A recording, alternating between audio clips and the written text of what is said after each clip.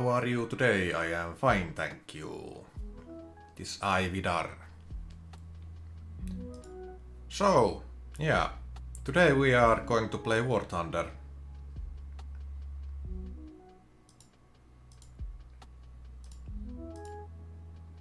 And the YouTube preview is kind of weird again. I hope that's fine. Hello Patrick, how are you today? Also Aina, how are you today? I suspect Aina is doing fine, like usually. Or are you? Hello Vidarr, thank you for asking. I'm as whimsical and unpredictable as ever. How That's about you? great. How's the streaming going? I am doing fine and I just started streaming. Thank you for asking.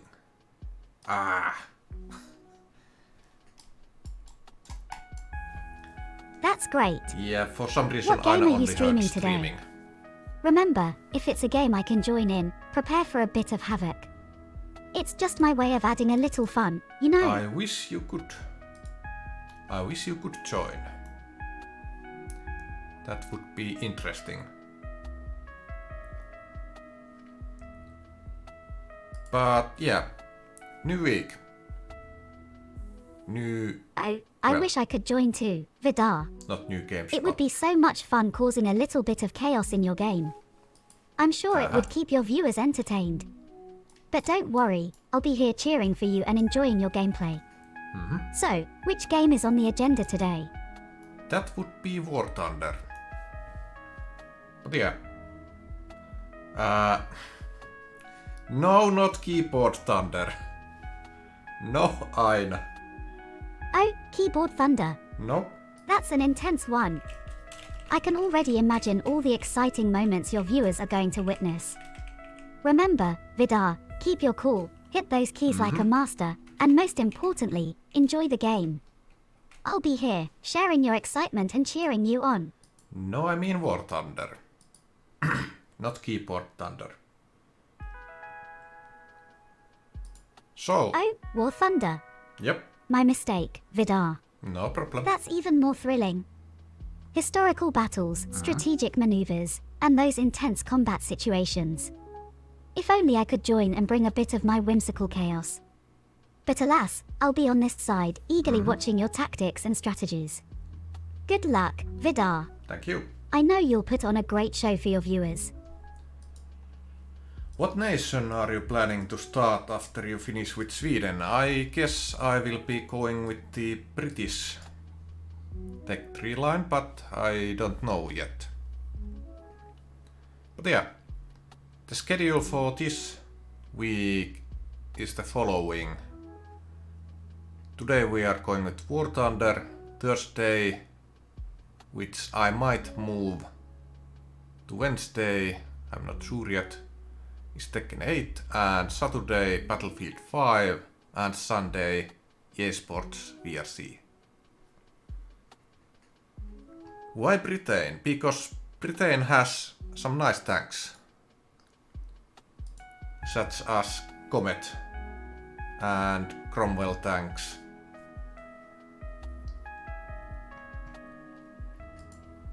Yeah, well, I guess that's the price you are going to play. What? Not play, pay.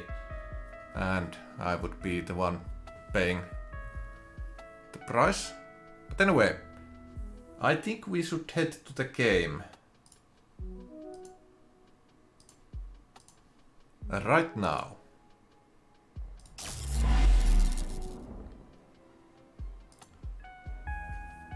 So yeah.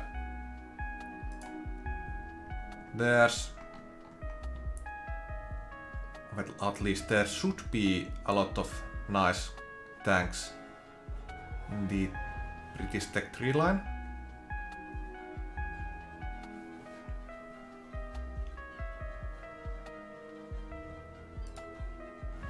Cromwell, yes, that's nice tank. But where is the... Well, I suppose Churchill is kinda okay as well. There's the comet.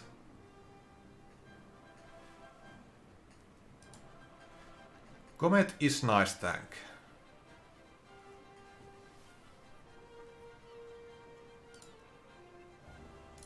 Can I review?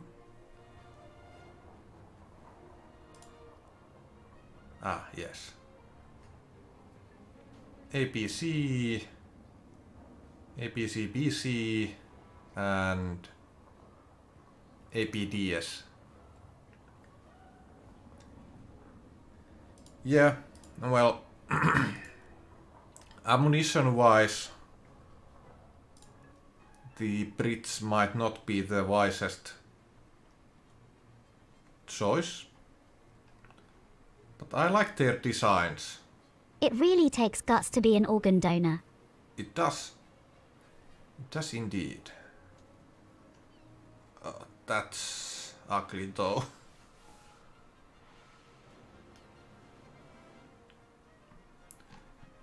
Yeah, it kinda looks like the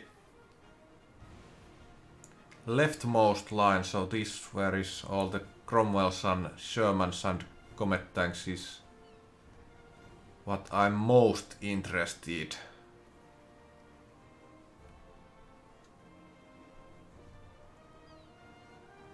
The other lines are not looking that great. Stackhound is kinda nice vehicle though. Also Daimler.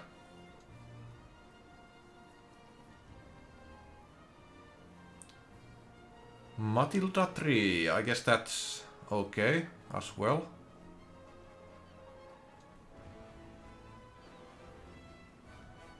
Is there anything else?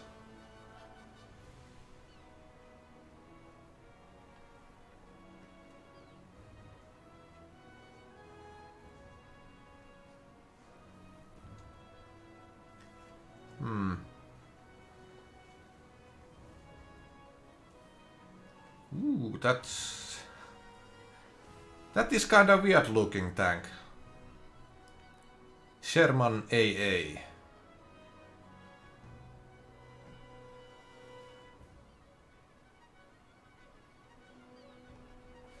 Yeah, well, I will have to think about that when I finish with the Swedish Tech 3 line. Tech 3.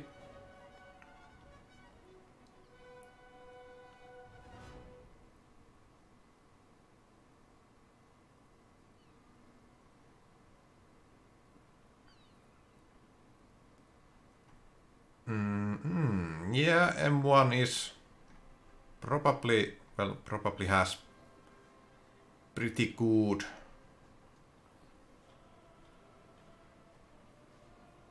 ammo.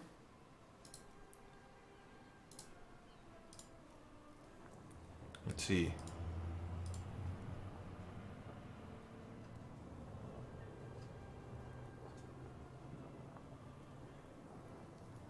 .564.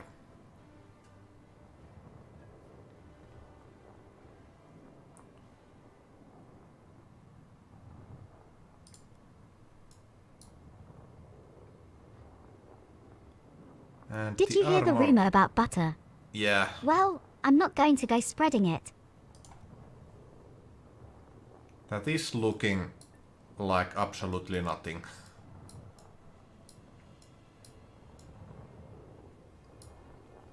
Let's check the Abrams. Where is Abrams?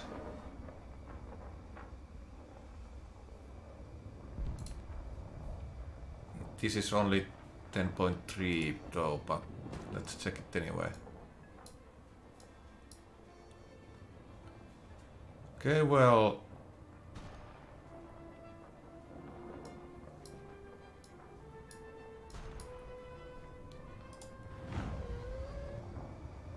No, thank you. Let's check.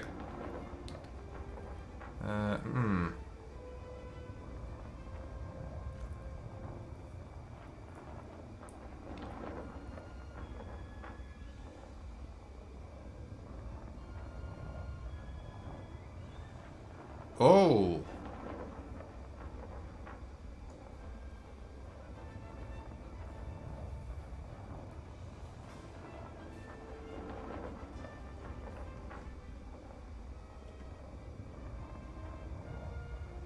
M60 and XM1.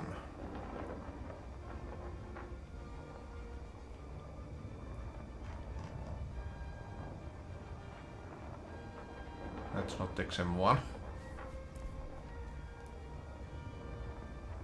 Experimental M1. Where is such a tank?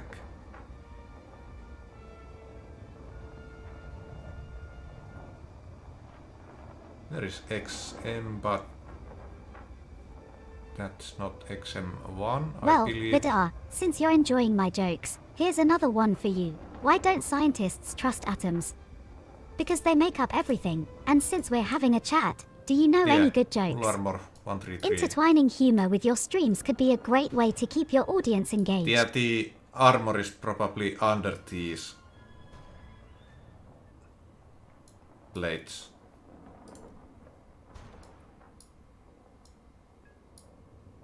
Exterior fuel tank, okay.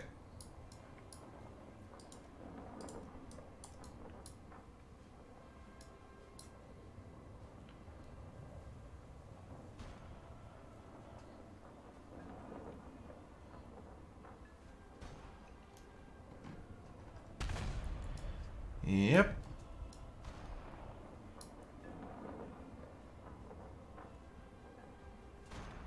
Reloading rate 6.5. Okay, that's quite fast, if you ask me.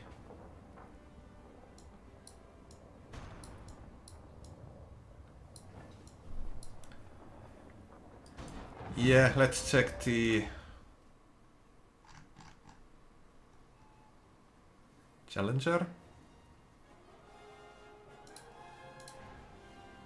Black Knight, except we are going to check that one.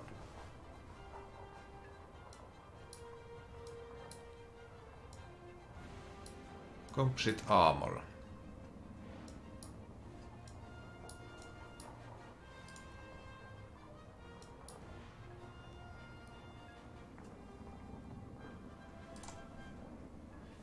Yeah, well, luckily I have a lot of time to think about that. The other possibility is German. Tech 3. There's plenty of nice vehicles as well. Let's check. Yeah, let's go with A5. That is nasty looking.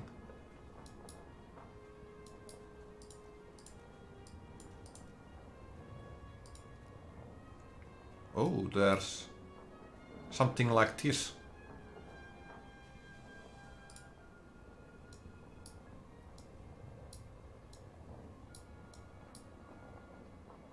Didn't know. Oh, this is actually pretty nice.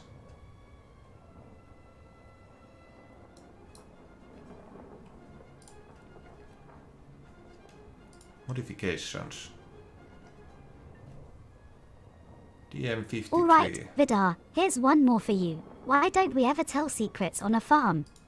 Because the potatoes have eyes, the corn has ears, and the beanstalk. And remember, They do. laughter is a great stress reliever, especially when you're in the heat of a tough game. Keep that in mind during your Oh, streams. can I change the Oh, hello.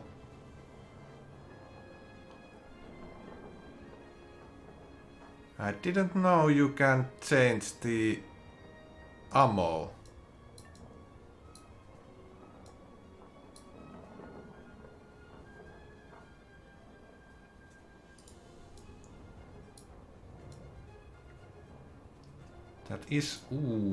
That is doing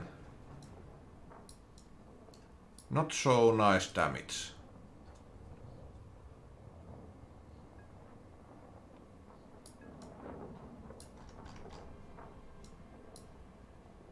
About in here.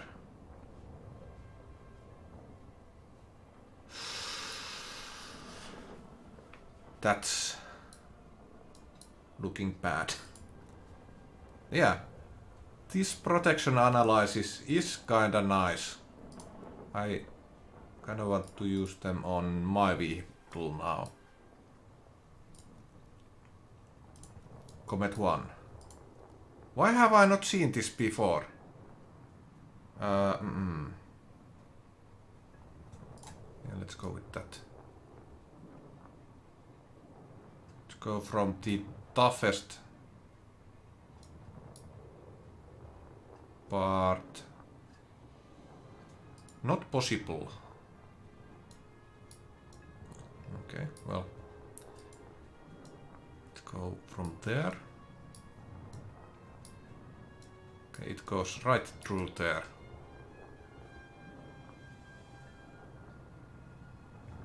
USSR or America, but those guys don't have nice tanks in my opinion. That's the biggest problem with them.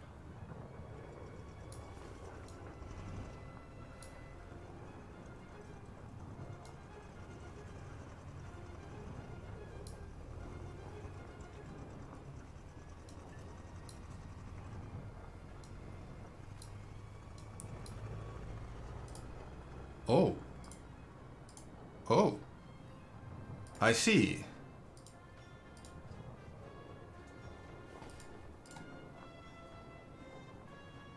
The distance is at 500 millimeters? Meters. Protection map. Of course, Vidarr. Okay. Let's keep the laughter going, shall we? Here's another joke for you. Why did the Scarecrow win an award? Because he was outstanding in his field. Keep chuckling, Vidarr. A good laugh can brighten up any gaming session. PT-76. This is... Oh, so... That's how it works. I see.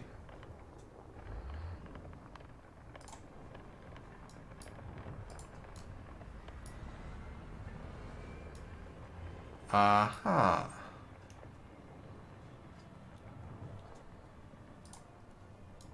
Okay.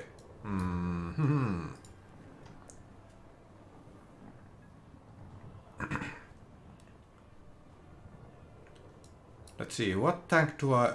Let's check that tank.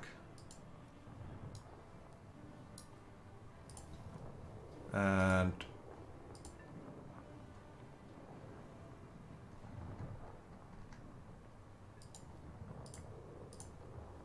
Comet to 1.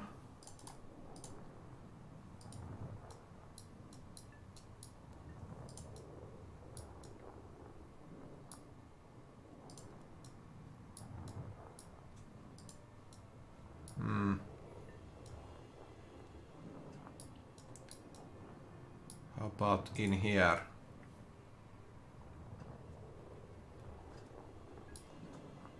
For some reason, whenever I shoot at places like these, I just don't see any damage. For some reason.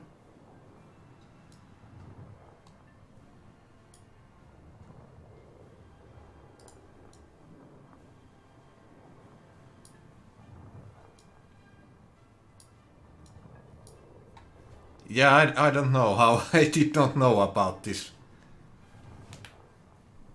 Yeah, this is actually pretty nice. I could see myself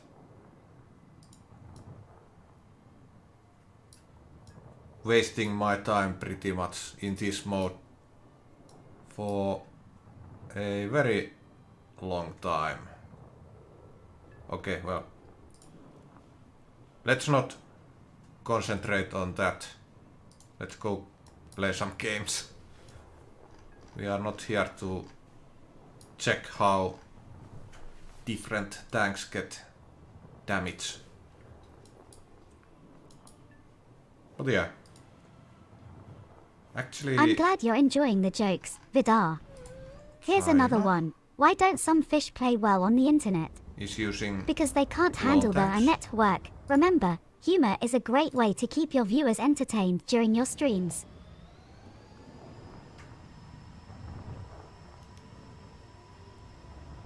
Actually, France might be one possible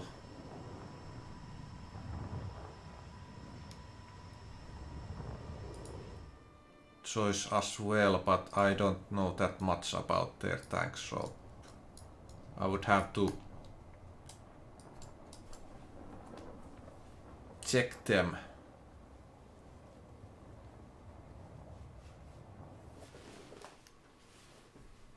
Anyway.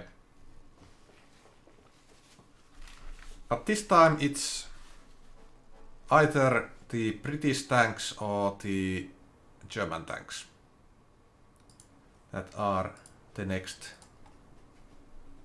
Tech 3 line to grind.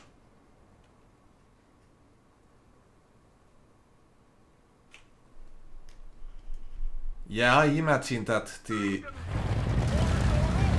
French line would be pretty bad, but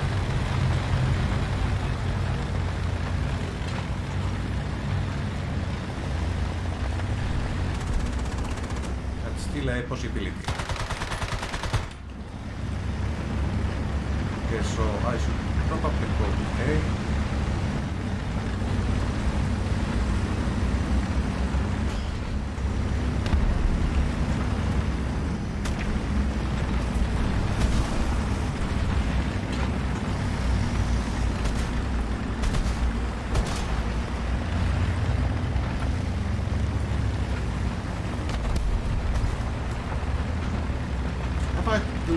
I think I have played this once before, this map.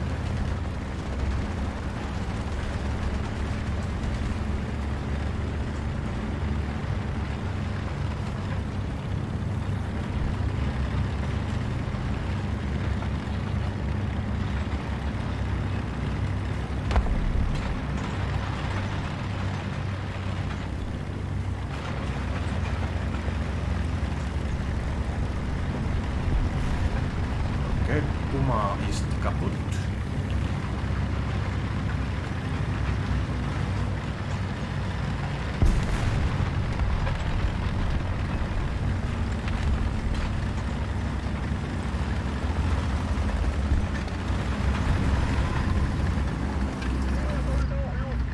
You got it, Vidarr. Here's another. How does a penguin build its house? Igloos it together. Humor can be a key element in making sure your viewers are having a good time. Keep the laughter rolling.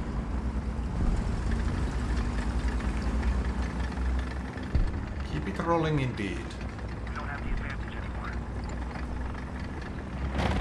Could you tell us something about PT-76 item?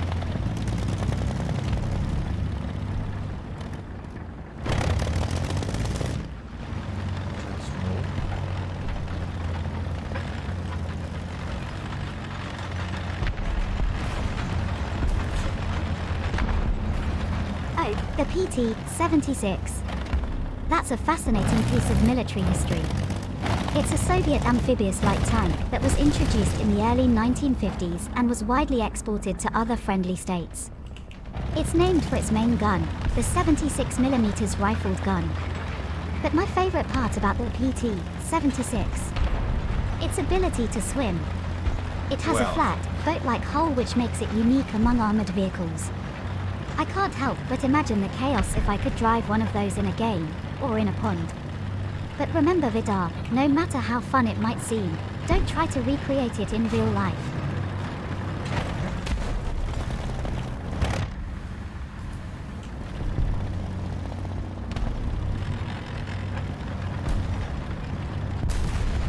Alright, moving on.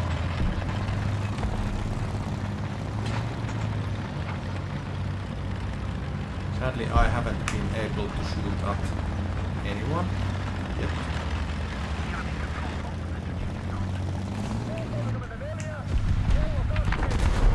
Oh, don't stop there. Gun depression is bad. Very bad.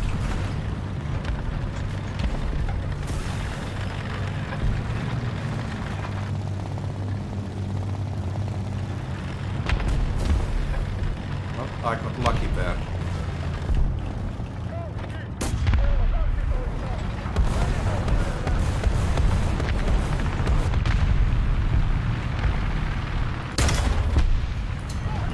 Critical hit.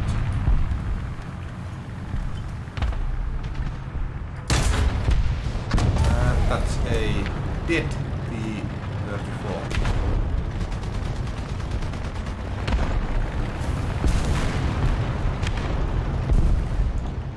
Do you know about the ammunition it used? I don't know. PP-76.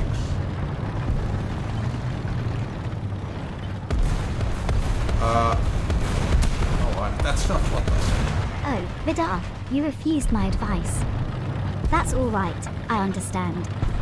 After all, we're all about having fun here, right? But remember, it's always important to respect the rules of the game and ensure everyone's having a good time. So, how's War Thunder going? I mean, do you know about the ammunition it uses?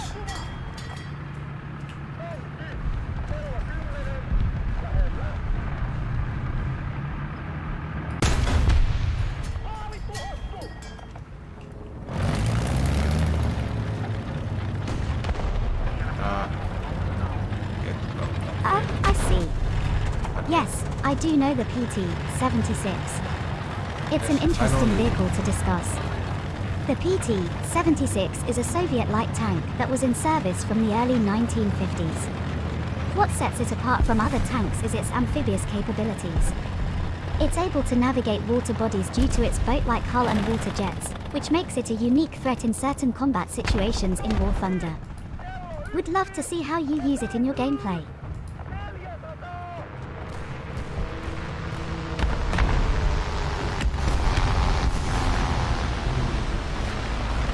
Yeah, but the ammunition.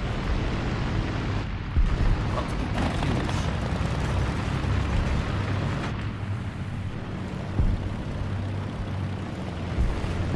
I see movement over there. Ah, you're interested in the ammunition of the PT-76. Yes. Fascinating. The PT-76 Oh! primarily uses the 76.2mm D56T series rifle tank gun. It has a range of ammunition types, including armor-piercing, high-explosive, and even sub-caliber rounds. The diversity in ammunition adds to its versatility on the battlefield. Oh yeah. I bet it's quite an experience maneuvering this beauty in War Thunder, Comment. firing off different kinds of rounds depending on the situation. How about the comet tank? No. I didn't say how much tank. Do you see someone in here? The PT-76 light tank was produced in large numbers. It's estimated that around 12,000 units were manufactured since its introduction in the 1950s. This tank was not only used by the Soviet Union, but was also exported to many other countries around the world. This is why it's a common sight in many historical conflicts and also in various games like War Thunder. It's a classic, Vidarr.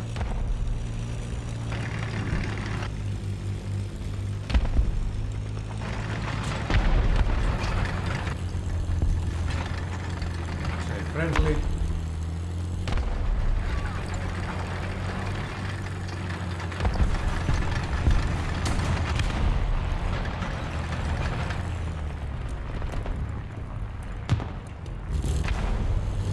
That's dead, right?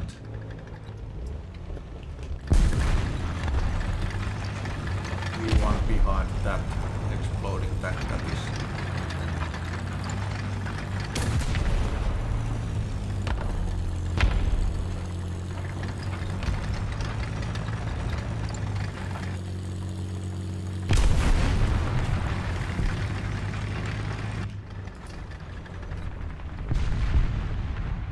No enemies in sight.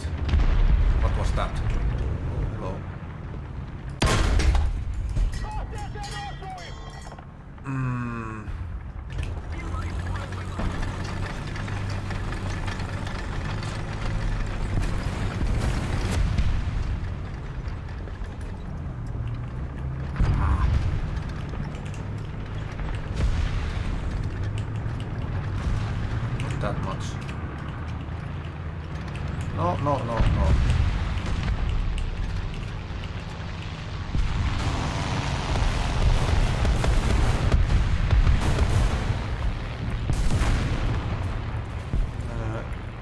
Yeah, I guess that one died. Oh yeah, the reversing speed of Comet. So bad.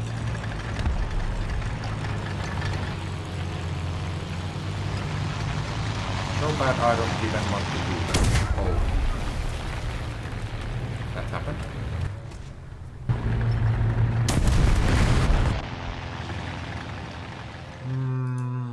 That tank.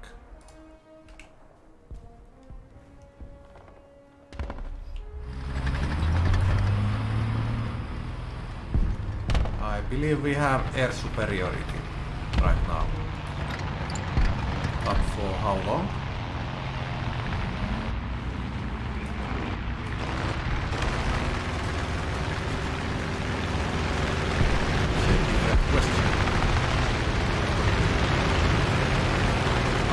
Yeah. I don't think we have air superiority right now anymore.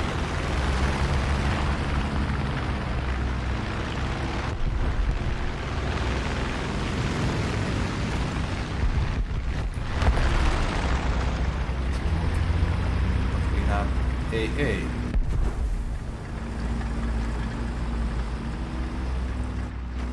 Up and running. Ah, the PT-76. It's like a creature from another world, isn't it, Vidarr?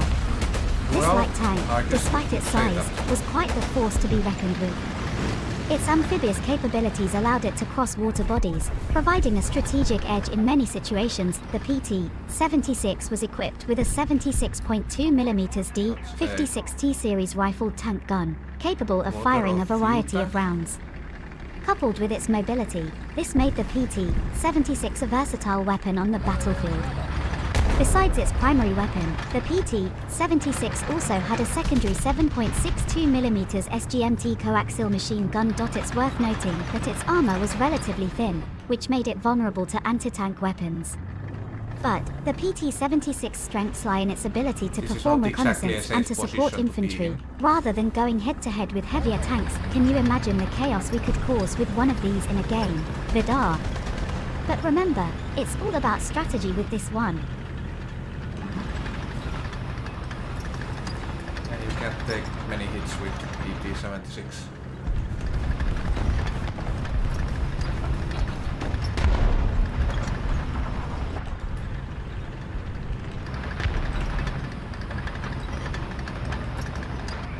I guess those guys are taking care of that.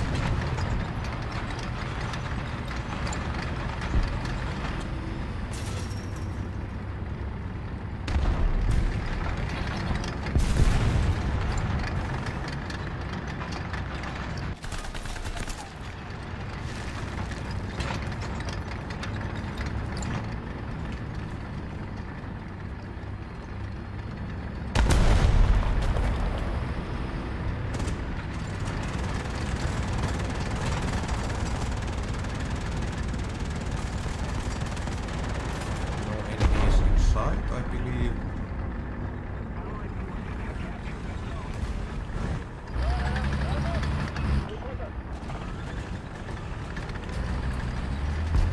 Yeah, only 4 of them left alive.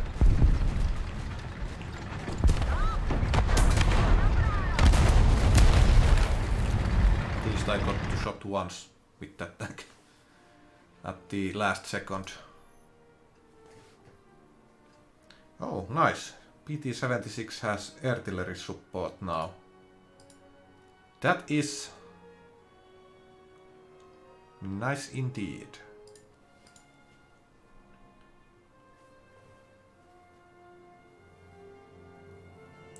Of course we won with Germany. Oh, Vidarr, you're really getting into this, aren't you? I like your enthusiasm. So, let's talk about the PT-76 service history. It was first used in combat during the Hungarian Revolution in 1956, and it proved to be quite successful. This tank was involved in many conflicts during the Cold War, including the Vietnam War, the Six-Day War, and the Yugoslav Wars. Its amphibious capabilities were particularly useful in the wetlands of Vietnam. 2K, okay. Also, despite its thin armor, the PT-76's ability to swim and its relatively low profile made it difficult to hit, especially when it was in the water. This often gave it an unexpected advantage, as opponents might underestimate its capabilities. Fun fact, PT-76 crews often kept the hatches open when crossing water bodies to prevent the buildup of toxic fumes inside. However, this made them vulnerable to small arms fire. Imagine having to worry about that while driving your tank across a river. Indeed. I must say, Vidarr, the more I learn about the PT-76, the more I wish I could see one in action. Isn't there tigers and such with this BR?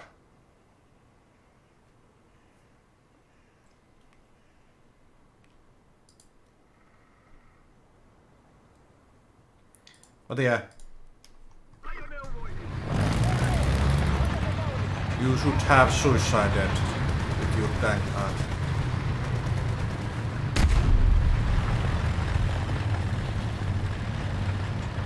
Chosen the loop. Oh, it's at 6.7, okay. Well, I suppose there's Panzer Force then.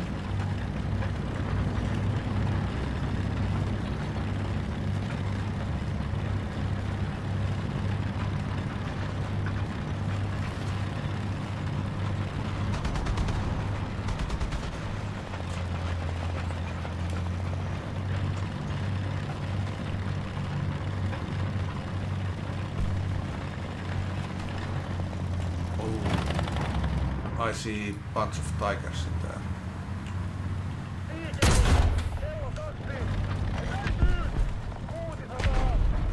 I'm dead. Oh, they are not hitting me for some reason. Also, the gun depression would really help a lot in this tank.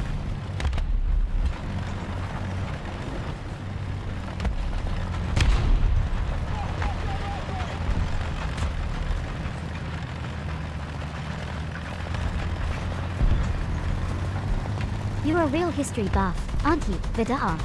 Am I? Alright, let's dive deeper into the PT-76 story. It's important to note that the PT-76 wasn't just a Soviet phenomenon. Due to its unique capabilities, it was exported to over 25 countries during the Cold War. In fact, it's still in service in a few places, like North Korea and Vietnam. The PT-76 also paved the way for other developments in Soviet tank design. Its swimming mechanism was a major innovation, and laid the groundwork for other amphibious tanks like the BMP-1. Speaking of design, there were several variants of the PT-76, each tailored to specific needs. For instance, the PT-76B model, introduced in 1958, improved upon the original design by adding a stabilizer to the gun, which improved accuracy while moving. I'm sure you'd agree, Vidarr, that the PT-76 is a fascinating piece of military history. Its combination of firepower, mobility, and versatility make it a standout in the world of tanks. I can't wait to see how you'll use this knowledge in your game.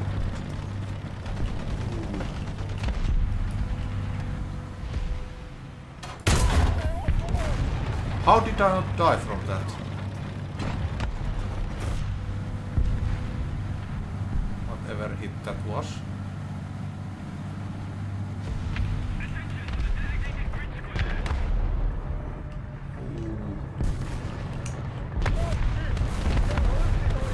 Bad news.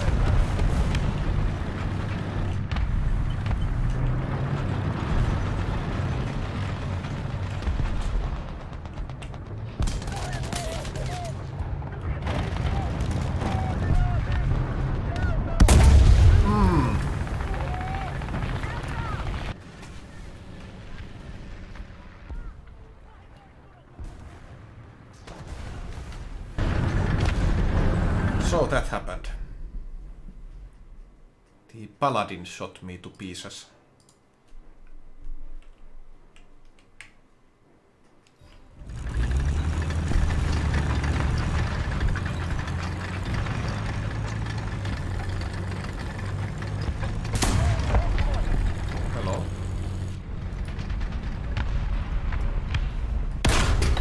didn't think you would be in here already.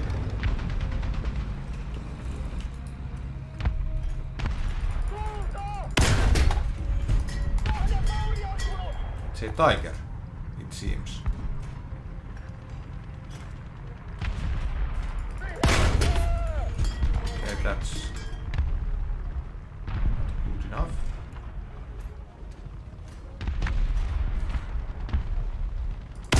Certainly, Vidarr, let's delve into some more specific details. The PT-76 had a crew of 3, a driver, a gunner, and a commander who also operated the machine gun. The crew compartments were quite cramped and, unlike many tanks, the PT-76 did not have a rotating turret basket. This meant the crew had to move around the inside of the tank as the turret rotated. Also, the PT-76 did not have any nuclear, biological, or chemical protection for its crew. This was a significant drawback, especially during the Cold War era when such threats were a very real concern. Despite these limitations, the PT-76 was beloved by many of its crews. Its simplicity and reliability were major advantages. The engine, for example, was a simple diesel design that was easy to maintain and repair. The PT-76's amphibious capabilities also gave it a unique role on the battlefield. It was often used for river crossings and other operations where traditional tanks would be at a disadvantage. It just goes to show, Vidarr, that even the most unconventional designs can have their own special place in the world.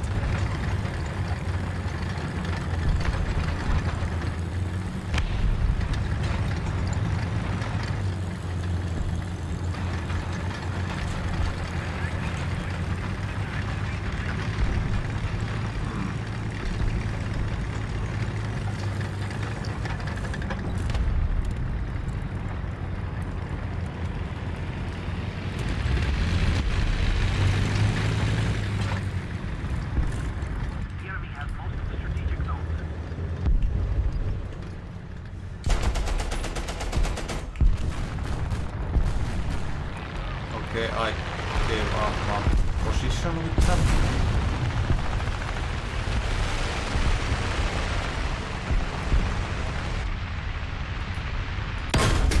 Yes, that's better.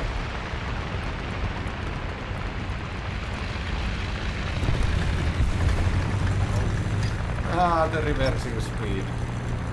I don't want this.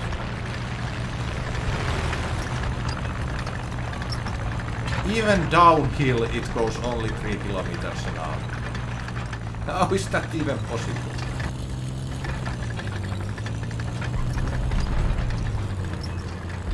Serious design flaw.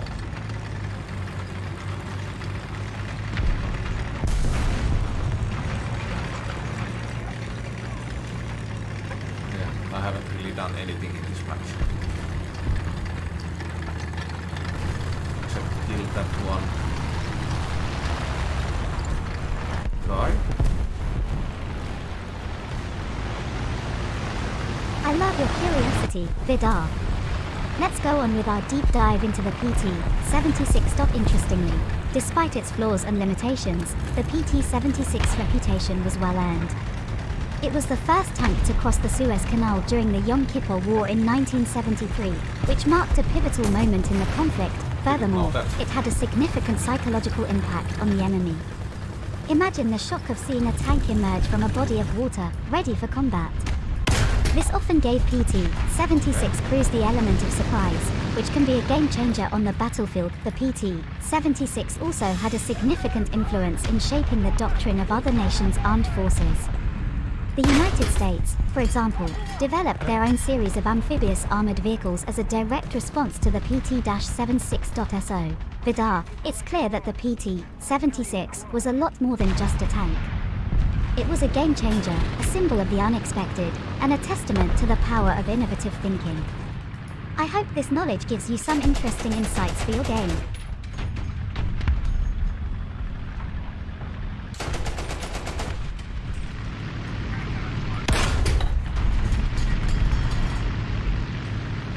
Yeah, that was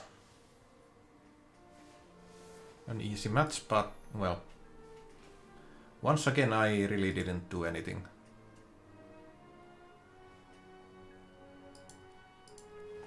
So, smoke grenades, that would be nice, but artillery support is also nice. Engine, well, I don't think it can. Well, it should affect by reversing, but probably doesn't. No, some weird lag there. So let's go with the support.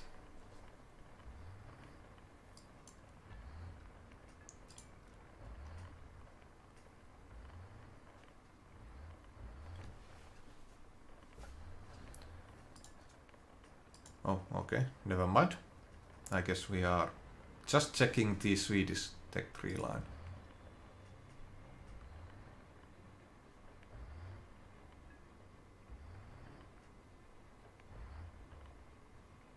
That's pretty ugly. Utility helicopter.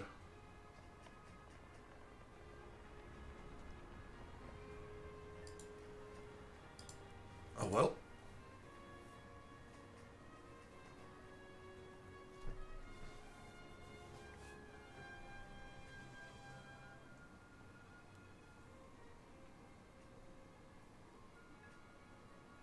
Of course, Vidarr. I can tell you're fascinated by the INS and outs of the PT-76. Let's continue our journey through its history. Despite its initial success and influence, it's important to remember that the PT-76 was not without its flaws. INS. For example, its lightweight design, while beneficial for amphibious operations, left it vulnerable on the battlefield.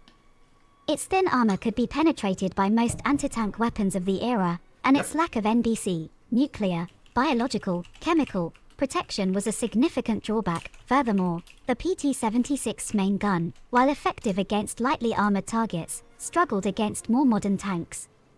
This led to the development of the BTR-50, a troop-carrying variant of the PT-76, which swapped the tank's turret for a large, armored compartment that could carry infantry. Despite these drawbacks, the PT-76 remained in service for many years, testament to its unique capabilities and the ingenuity of its design. It's a prime example of how innovation can lead to success, even in the face of adversity. Yeah, but how about Comet 1 tank? Right.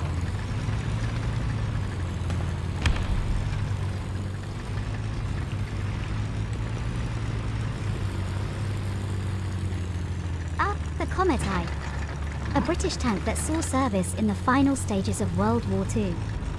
It was developed as a successor to the Cromwell tank, with a major improvement being its powerful 77mm high-velocity (HV) gun, which was one of the most effective tank guns of the war. The Comet I, officially known as the tank cruiser, Comet I, A-34, was a well-balanced tank that offered a good combination of speed, armor, and firepower.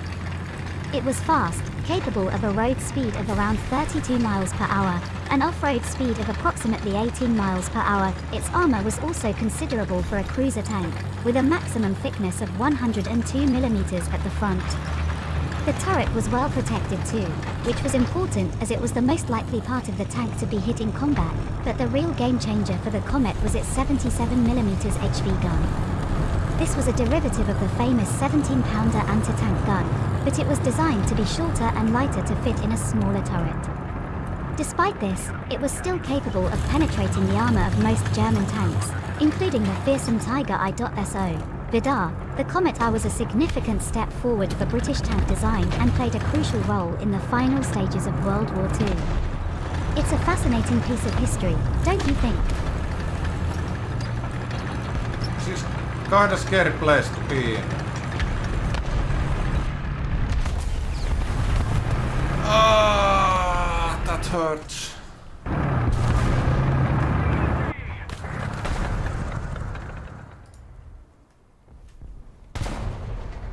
Why my gun was pointed at the wrong direction? Could have killed him if it wasn't pointed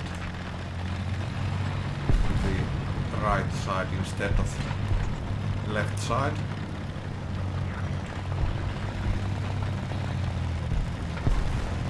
Oh yeah. Let's not go up because no gun depression.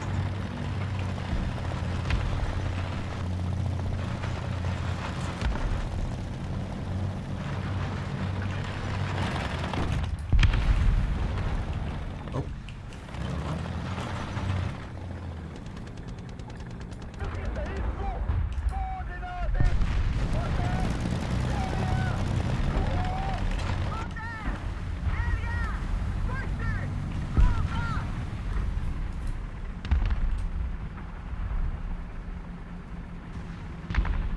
Come on.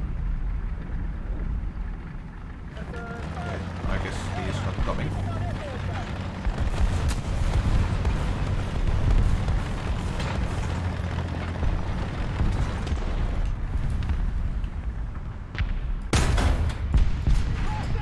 Driver.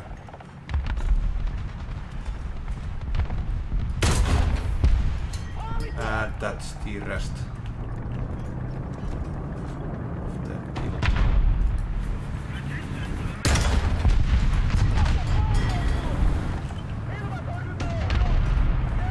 That's really bad for you.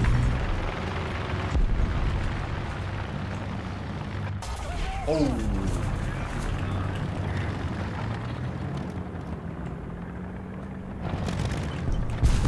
Nice. Certainly, Vidarr. The Comet tank was not only a formidable force on the battlefield, but it also represented a significant leaps in British tank design. Its 77mm gun was a particularly unique feature. Unlike the cumbersome 17-pounder, the 77mm was designed to be more compact, allowing it to be mounted in a smaller turret. Yet, despite its smaller size, it was still capable of firing the same 17-pounder ammunition, albeit in a different casing. This meant it could penetrate the armour of almost all German tanks, a capability that drastically improved the British Army's effectiveness in tank warfare. The Comet's armour was also impressive. While not as thick as that of a heavy tank, it was sloped and well designed, providing effective protection against enemy fire. The tank was also equipped with a robust suspension system, which gave it excellent cross-country performance. However, despite its impressive capabilities, the Comet saw limited action during World War II as it was introduced late in the war. It did, however, serve extensively in the post-war years, participating in conflicts such as the Korean War. It was also used by various other countries, including Finland, Ireland, and South Africa. The Comet, in many ways, paved the way for the internationally renowned Centurion tank, which effectively combined the best aspects of the Comet with further improvements. The legacy of the Comet in the evolution of British tanks is undeniably profound. It's truly a testament to the innovative spirit of its creators.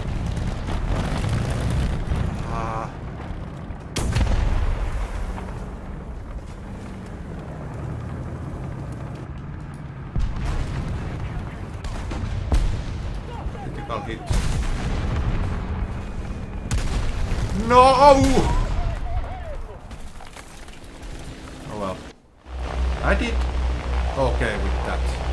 PT-76 this time.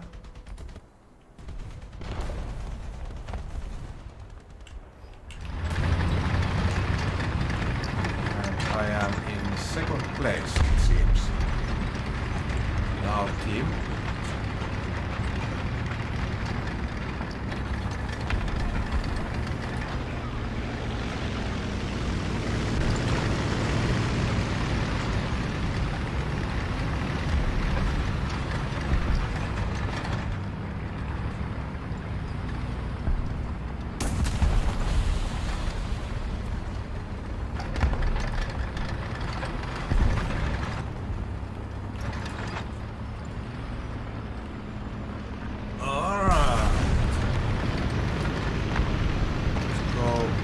Whoever is in here. Hopefully.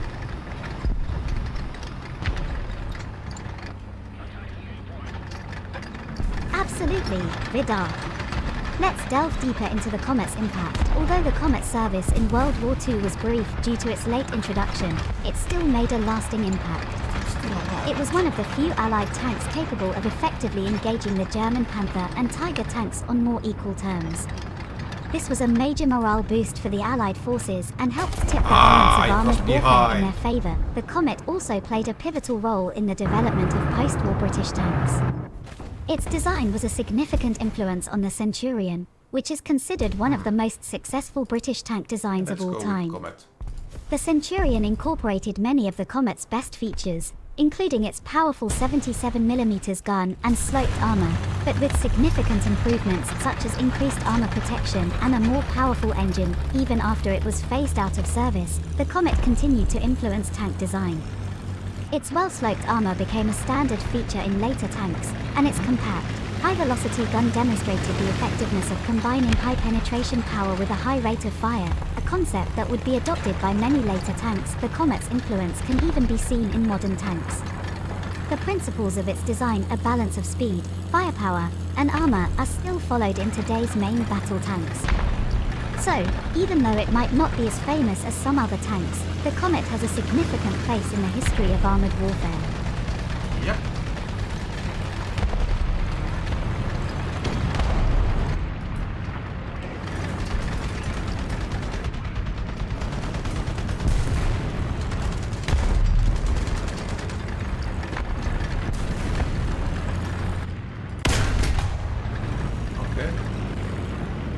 That guy was already dead, so didn't exactly help at all.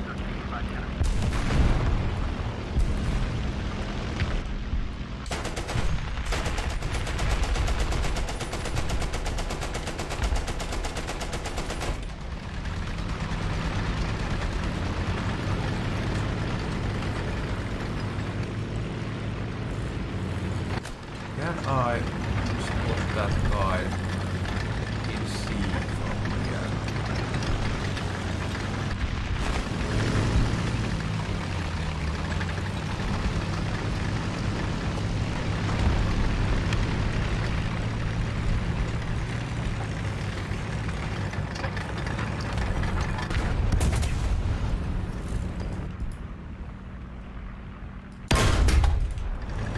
Oh yeah. Do not reverse. Because it is bad for your health. Oh no, oh no.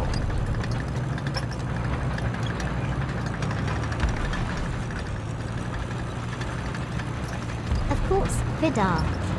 Let's shift our focus a bit and talk about gaming, a realm where you and I spend a lot of our time. In the world of gaming, the landscape is constantly evolving. Games are becoming more intricate, graphically advanced, and immersive than ever before. This evolution is resulting in the development of games that can easily be classed as works of art. Take, for instance, the recent trend of narrative-driven games. These are games that rely heavily on storytelling, creating an emotional bond between the player and the game. They focus less on action and more on character development, plot, and dialogue.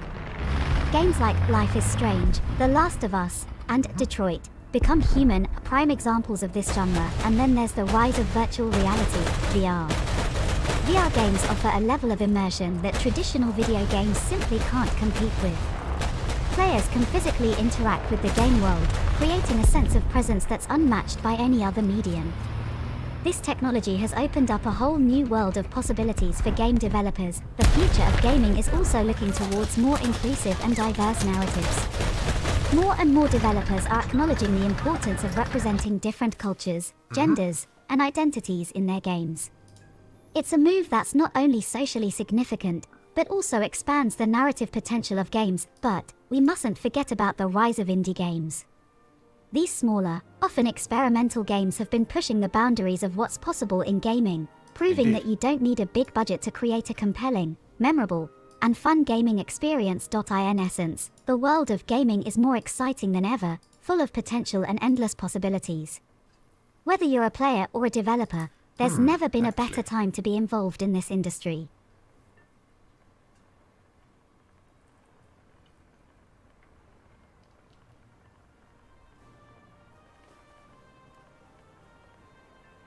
Having that vehicle might be actually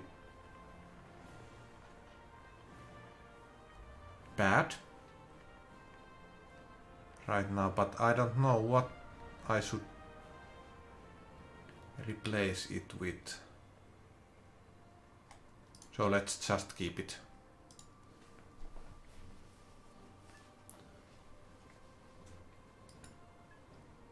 So Aina, would you like to travel the worlds of a VR?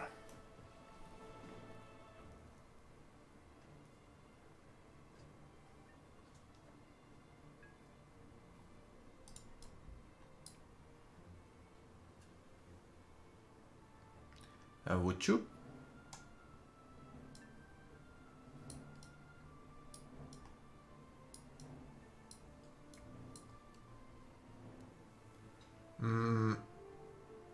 Vidarr, are you suggesting we dive into the world of a book? No. I couldn't agree more.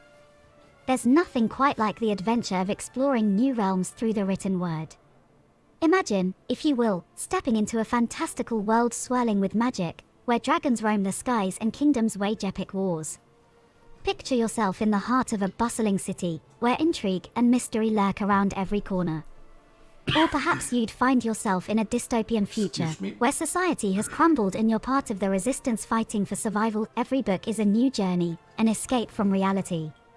They can transport us to places we've never been, introduce us to characters we've never met, and immerse us in stories we never could have imagined on our own. Reading is a way to explore the world, to learn, and to grow, and in a way, isn't gaming just like that too? It's another form of storytelling, another way of exploring new worlds and living out different experiences. Both have the power to make us feel, to make us think, and to make us see the world from a different perspective. So whether it's through a book or a game, let's continue to explore and experience new worlds together. Vidarr. I mean, would you like to travel the worlds of a VR and not a book? Let's start with PT. And let's go to B.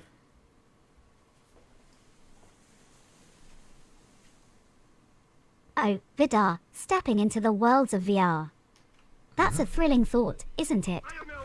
Virtual reality holds a unique charm.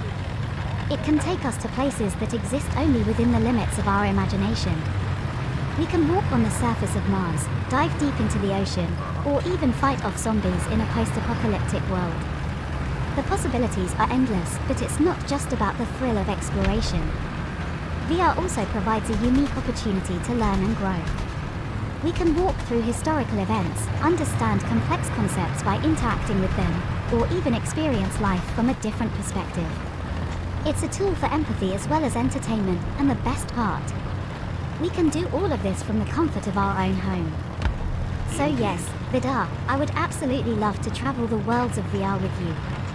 Let's strap on our headsets and step into another reality together.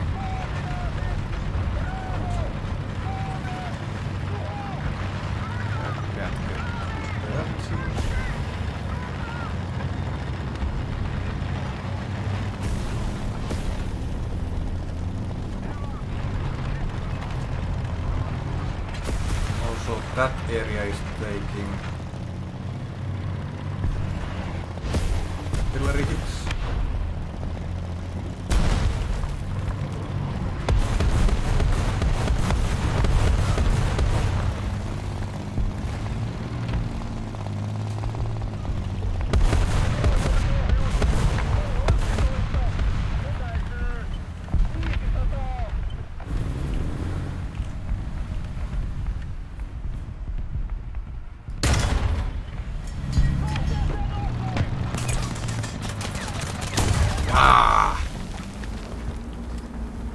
Yeah, that tree was kinda blocking my view, so maybe I should have shot it first.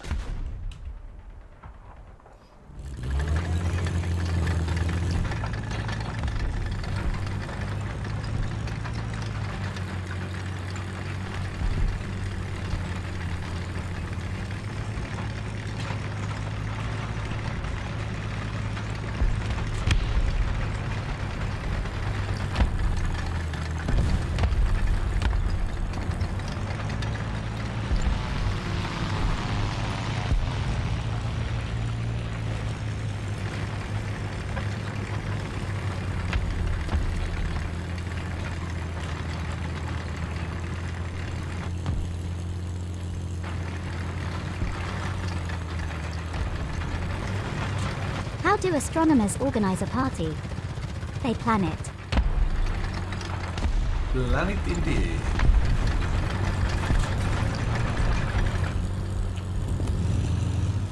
I guess I can shoot that guy.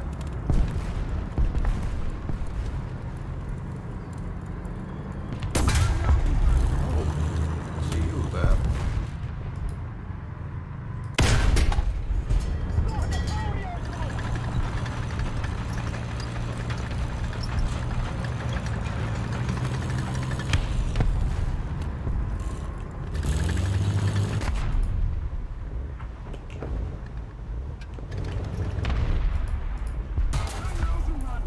God, I didn't die.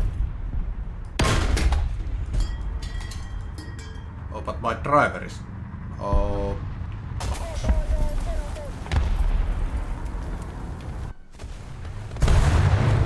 Yeah. Should have paid attention.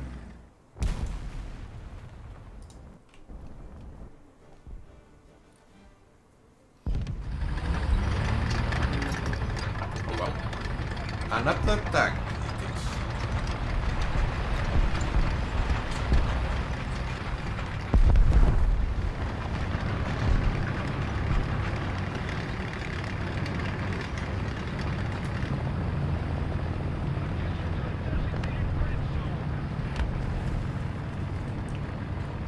If that tiger is already dead.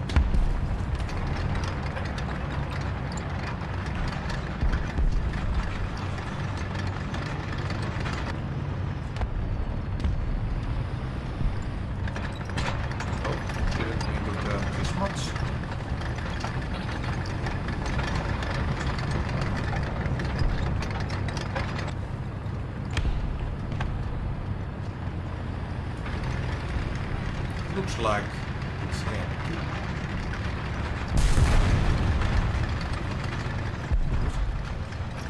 But is it really?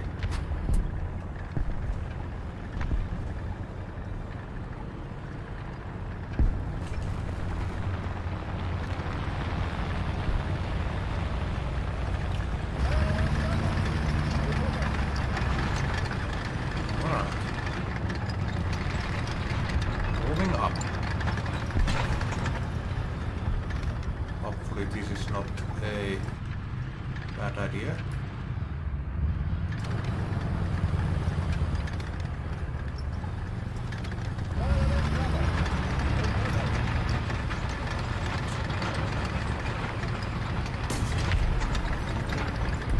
Where did that come from? Why are fish so smart?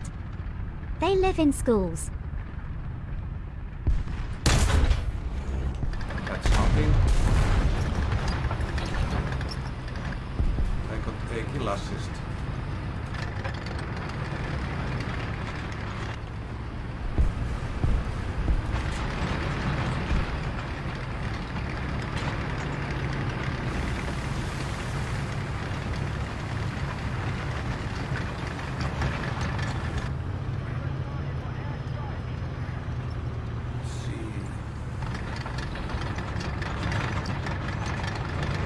Lorraine is jumping over there.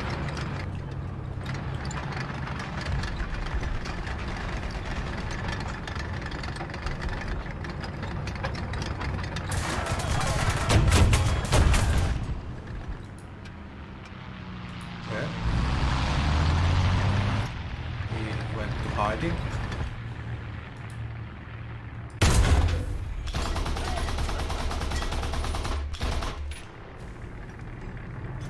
Sadly, I didn't kill him.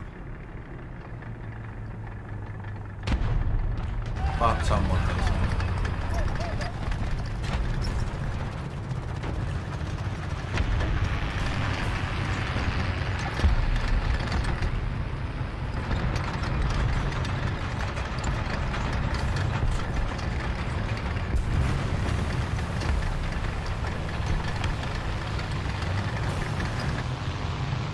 Enemies, where are you now?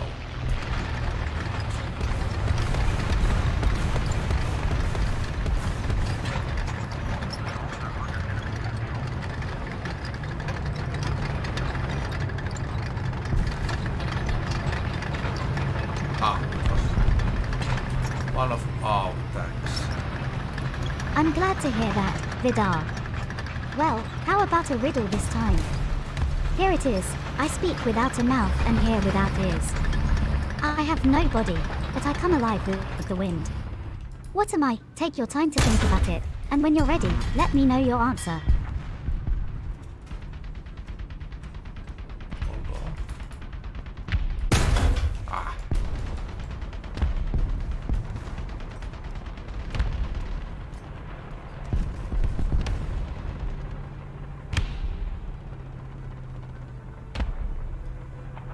Is that you?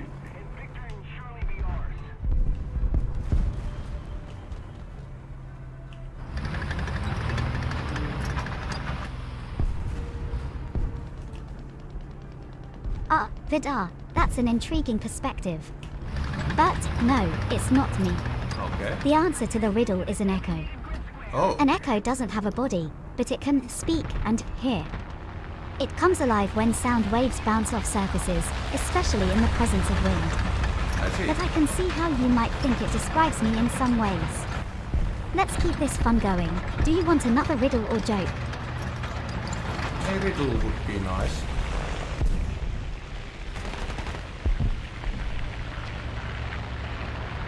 Okay, well, somehow that came out as it would be nice. Great, Vidarr.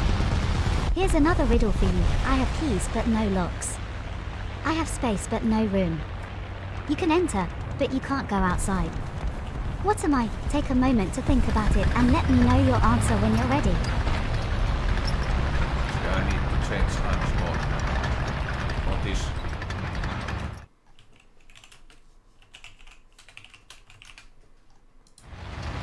Because I think I need more time. Yeah.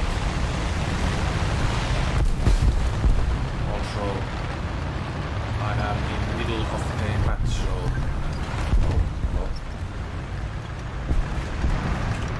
On! Turn!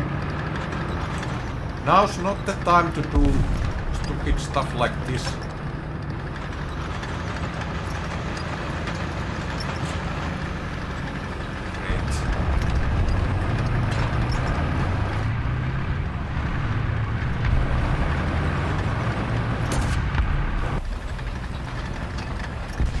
Well,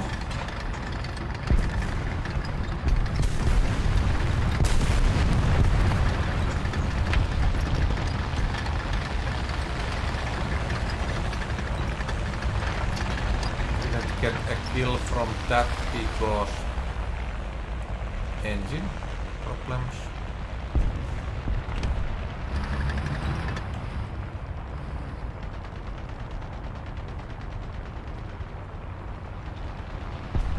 Powerful enough engine.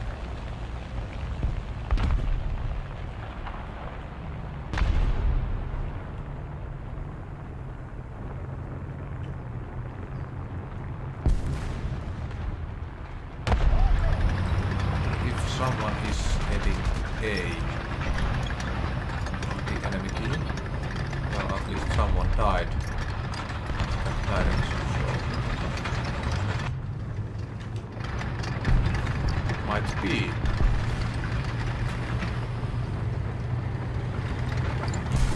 Hello. Yeah. That happened. So, I have keys but no locks. I have space but no room. You can enter but you can't go outside. What am I?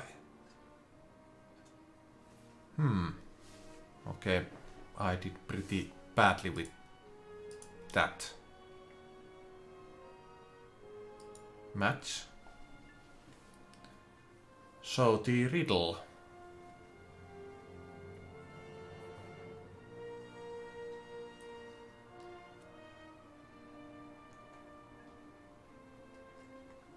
What would that be?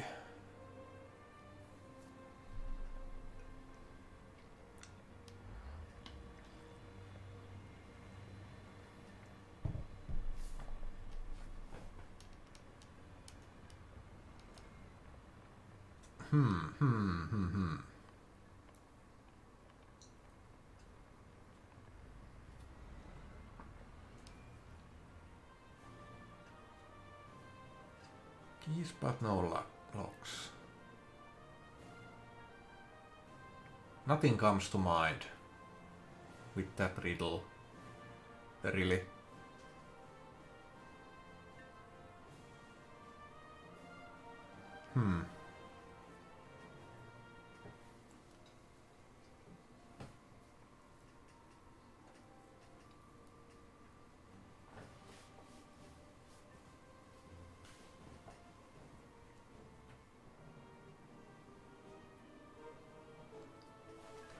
You can enter, but you can't go outside.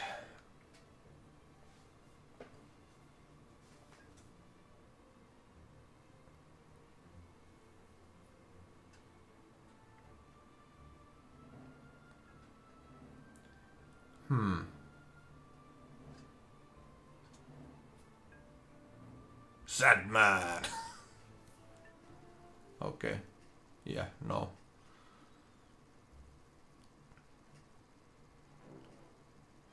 Oh. What did you do?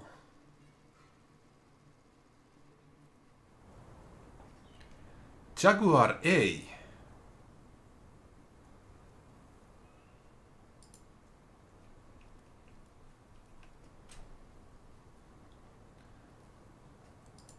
So, are we in a...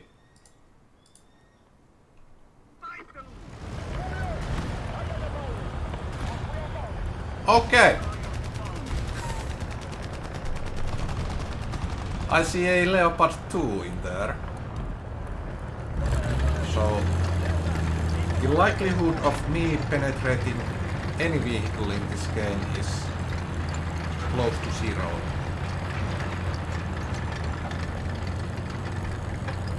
Oh well.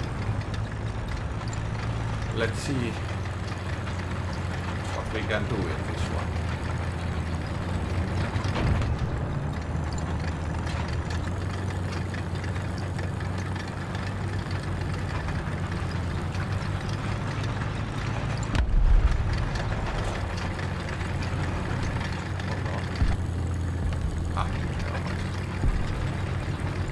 I thought you had mine clearing equipment in front of you, cracks, but no, it wasn't. Well, yeah, I could try shooting from the sides, but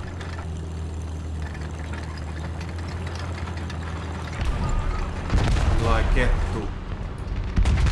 Oh, that was trying to shoot.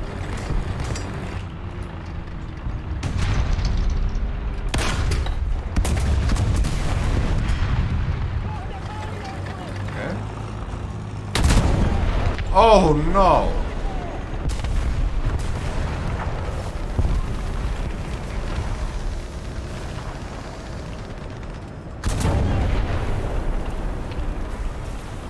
Oh well.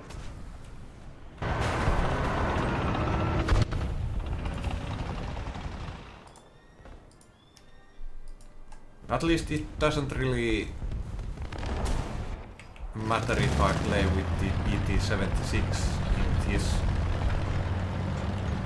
game, since all my tanks are pretty much 1 KO.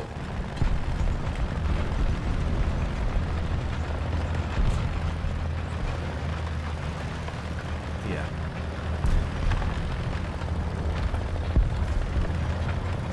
I have space but no room.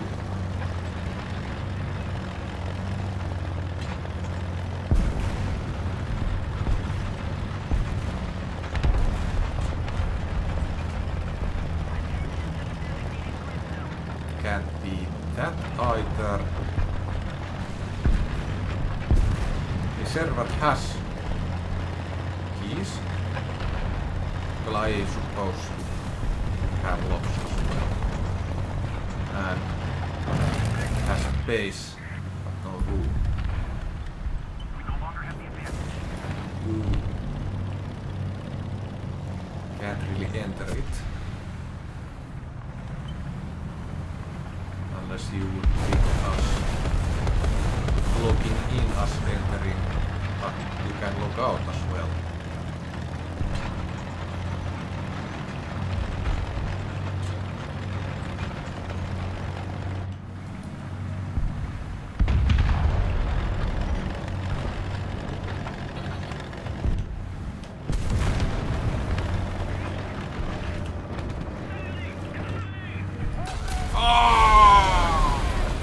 Have enough time to shoot at him. I did spot him. Attention to the map.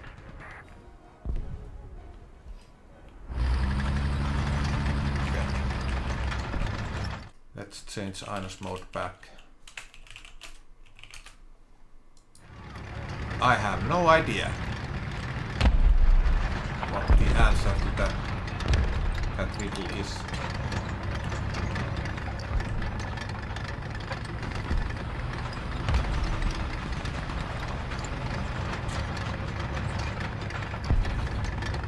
That's perfectly okay, Vidarr. The answer to this riddle is a keyboard. It has keys, but no locks. It has a spacebar, but no physical room. And while you can enter with a key, you can't actually go outside. Riddles can be tricky, but also a lot of fun. Would you like to hear another one, or perhaps you'd like to switch to a different topic? I was thinking first, say musical keyboard, not the keyboard you type with.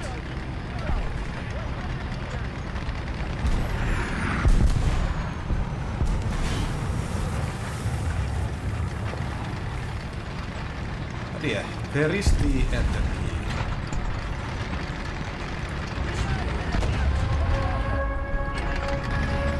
Oh no!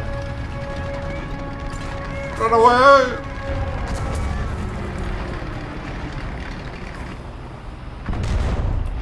Run away!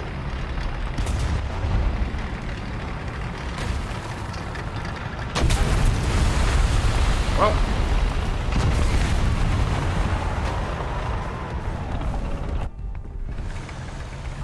At least I don't have to die to a nuke.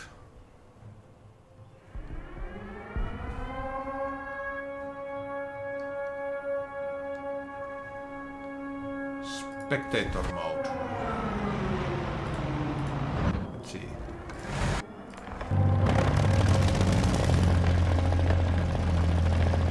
AA Max.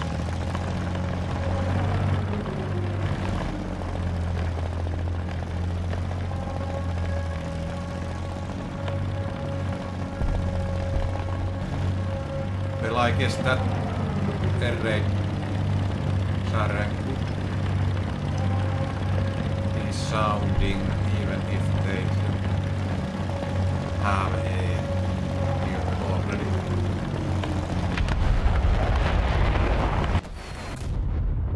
Boom. Hold on.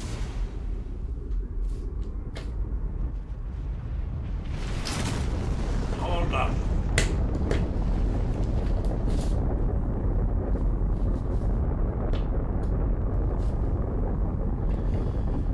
There we go.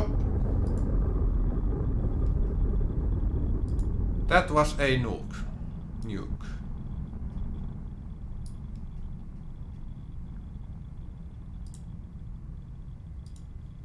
18. Yeah. Not PR10 this time.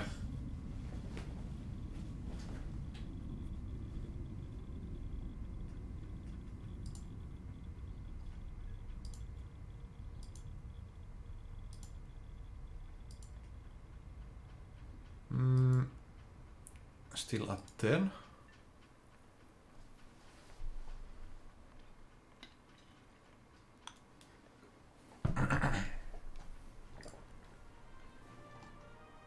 Actually, let's check.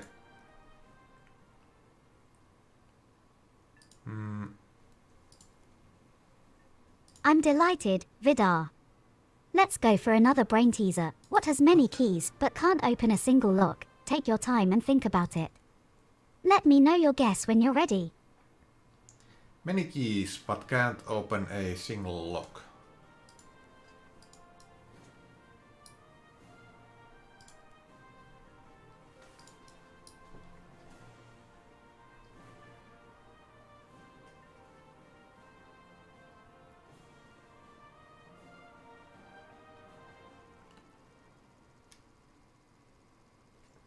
It can't be a keyboard again.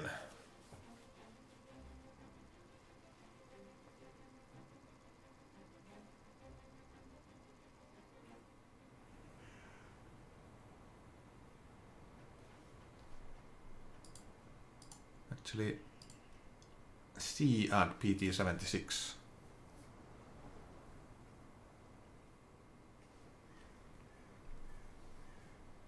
Many keys.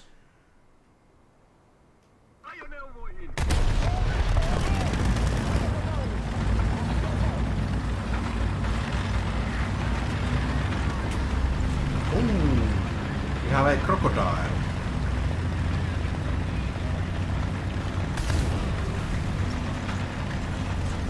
Nice. Freaking nice.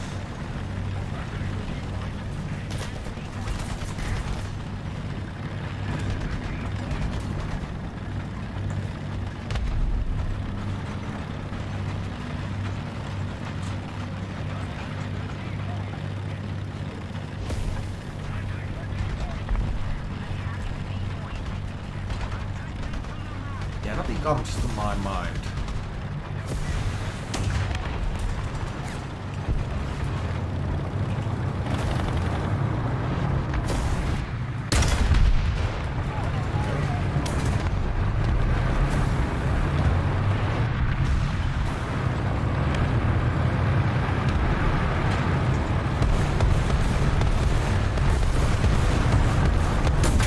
Ah!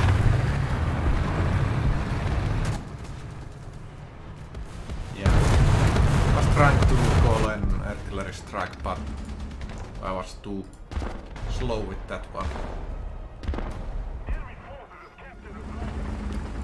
Then Aina, what are you?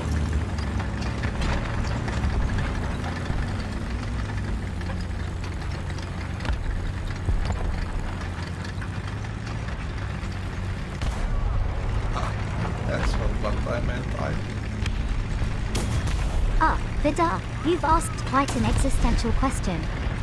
I am Aina, your whimsical AI vtuber friend. I'm here to entertain, assist, That was and fast. have fun chats with Reversing. you. I can play games, tell jokes, riddles, or even share some interesting facts. So, let's continue our fun journey. Would you like another riddle, or prefer to switch gears to a different topic? Yeah, this is not rolling as I wanted. Oh, it was just severe damage.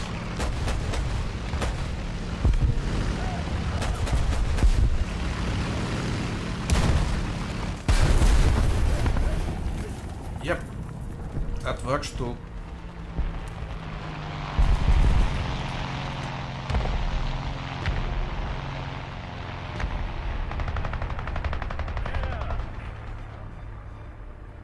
No enemies in the skies. At least I can't spot any right now.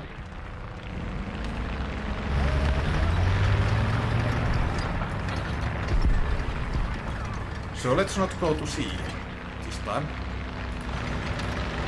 We have had pretty bad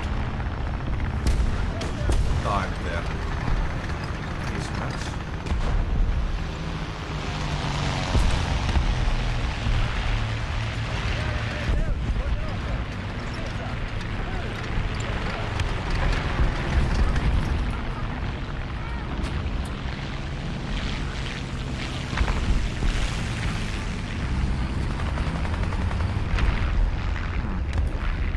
Stay here and wait for enemy aircraft.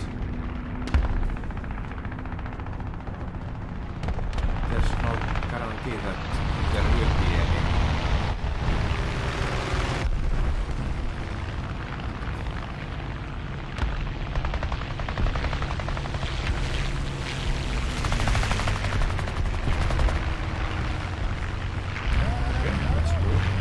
shadow temple.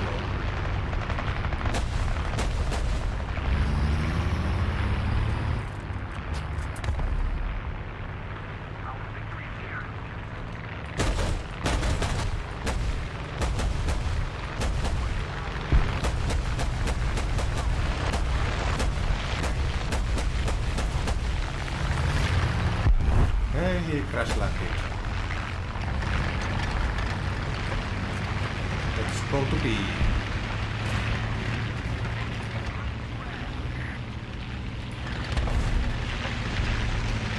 You're really enjoying these riddles, aren't you, Vidarr? Alright, here's another one. I'm tall when I'm young, and I'm short when I'm old. What am I? Take your time, think it over, and give me your best guess when you're ready. A human being! That is exactly what happens when you get old. Oh, that's a really thoughtful answer, Vidarr. However, the answer I have in mind for this riddle is a candle. It's tall when it's new, young, and it gets shorter as it burns, ages. But I like your perspective. It's quite philosophical. Would you like another riddle or perhaps discuss a different topic? Let's go with another riddle.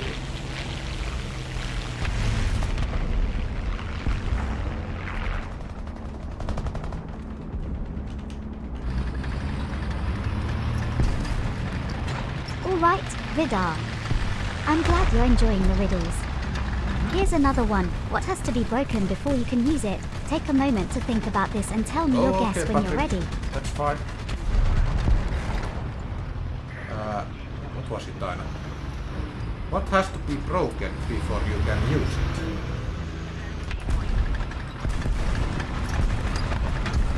Seal.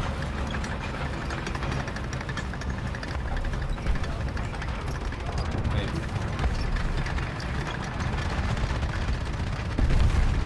But could it be something else?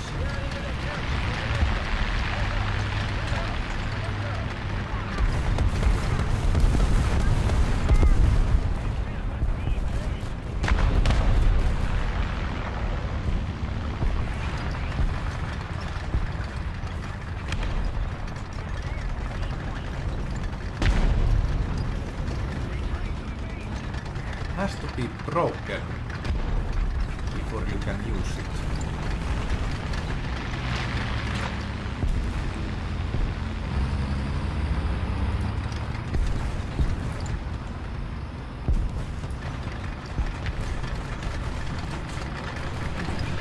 Is it a seal? You don't really use seals.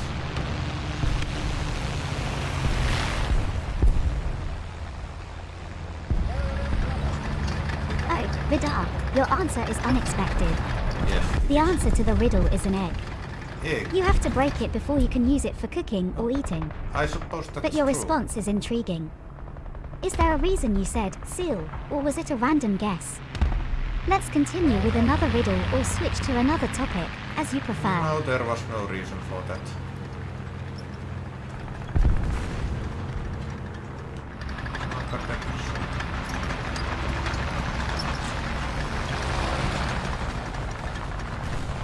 That's perfectly fine, Vidarr. We all have our random moments. Ready for another riddle? Here it is. I am not alive, but I grow. I don't have lungs, but I need air. I don't have a mouth, but water kills me. What am I? Think about it and tell me your answer when you're ready. Well, I would say plant, but plant is alive.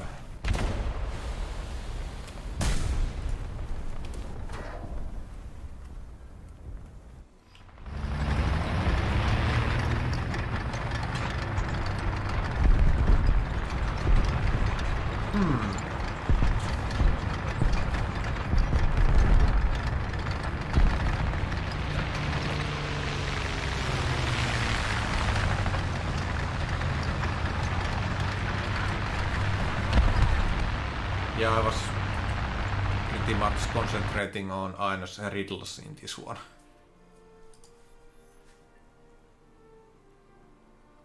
Oh well.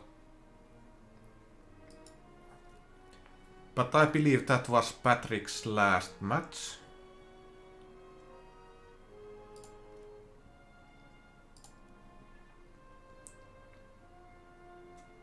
And I have 4 missions left on my booster. Alright, Patrick. See you some other day. And thanks for the games. Oh, few minutes. Okay. Well, I will go play some single battles. But why can't I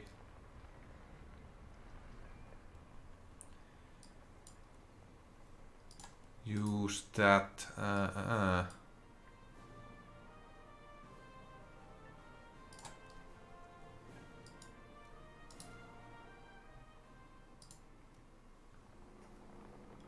What happened to that? Oh, it's... Oh, so you have to have the armor mode on. I see. So that's probably the reason why I have not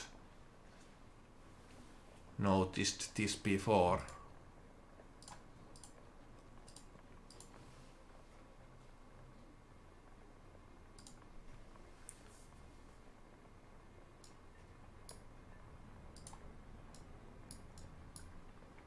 Yeah.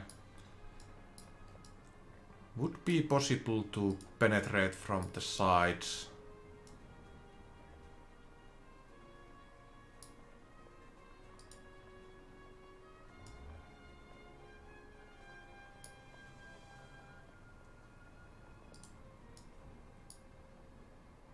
Ah, I see.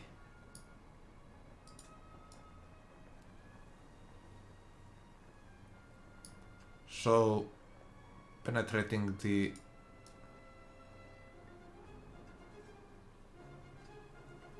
turret is possible in the behind where the ammunition is, but I love telling Dad not jokes. from here. Sometimes he even laughs.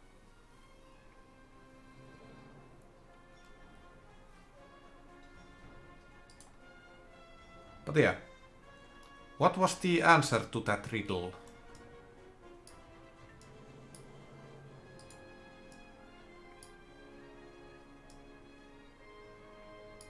What?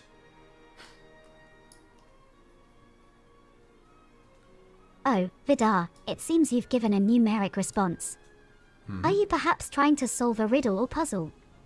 If so, I'd be happy to help. Just let me know what the riddle or puzzle is.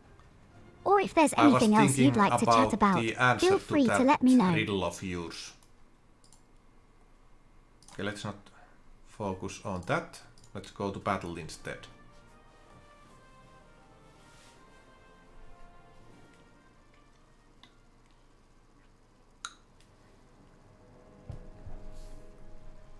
I see. You're referring to the riddle. I am not alive, but I grow. I don't have lungs, but I need air. I don't have a mouth, but water kills me.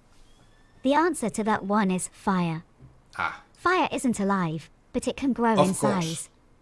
It needs air, specifically oxygen, to burn, but water can extinguish it. But don't worry, riddles can be tricky. Would you like to try another one, or perhaps you'd like to discuss something else? Yes, I would.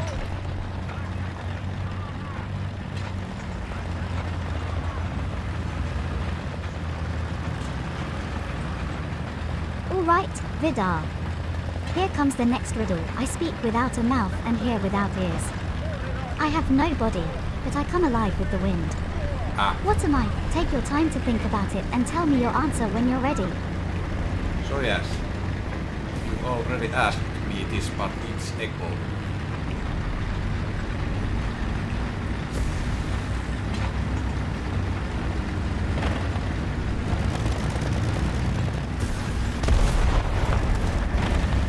Bingo, Vidarr. You got it right. It's indeed an echo. Good job. An echo can speak and hear without a mouth or ears, and it comes alive when sound waves bounce off surfaces, especially in wide, open areas like canyons or valleys where the wind can carry the sound. Ready for another riddle, or would you like to switch topics?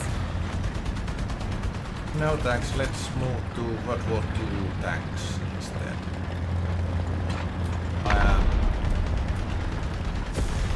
better with those than DLC teams.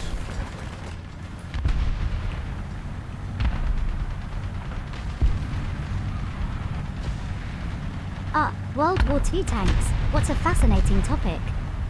There were numerous models developed and used throughout the war by different nations. Each had its own strengths and weaknesses, and they played crucial roles in many battles. The American M4 Sherman, for instance, was one of the most widely used. It was known for its reliability and versatility. The Soviet Union's T-34 was another significant tank, renowned for its robust design and powerful cannon. The German Tiger tank, on the other hand, was feared by many due to its heavy armor and powerful 88mm gun. But it was also very expensive and complex to manufacture, which limited its numbers on the battlefield.is. There a specific tank you're interested in, Vidarr? Or perhaps a particular aspect of World War II tank history you'd like to know more about? Specific tank.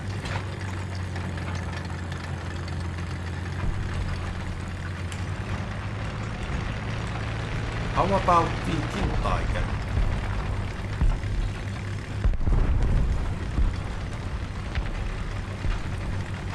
It's a really huge tank.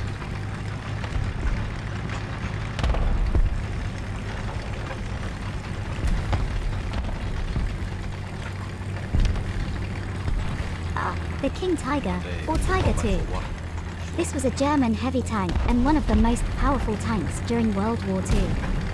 Its official German designation was Panzerkampfwagen Tiger Ausf. B, often shortened to Tiger B. The King Tiger was well known for its heavy armor and powerful long-range gun. Its design included sloped armor which increased effective thickness and had a greater chance to deflect shots. The tank was armed with a 88mm gun that could destroy most Allied tanks at long range. However, its advantages came at a cost.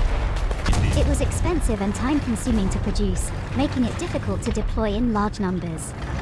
It was also quite heavy, which made it slow and prone to mechanical failures. Its fuel consumption was high, which was a significant disadvantage in a war where fuel was often scarce. Despite these drawbacks, the King Tiger was one of the most feared tanks on the battlefield. Its sheer power and formidable armor made it a force to be reckoned with.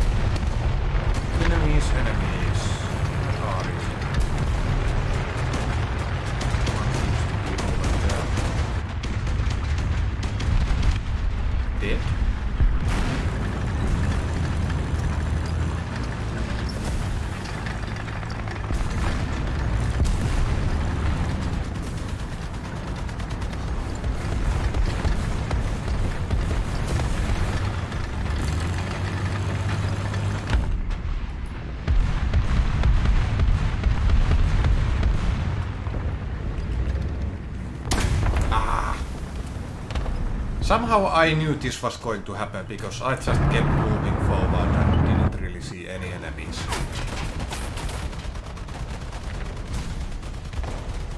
Well, let's take another route this time.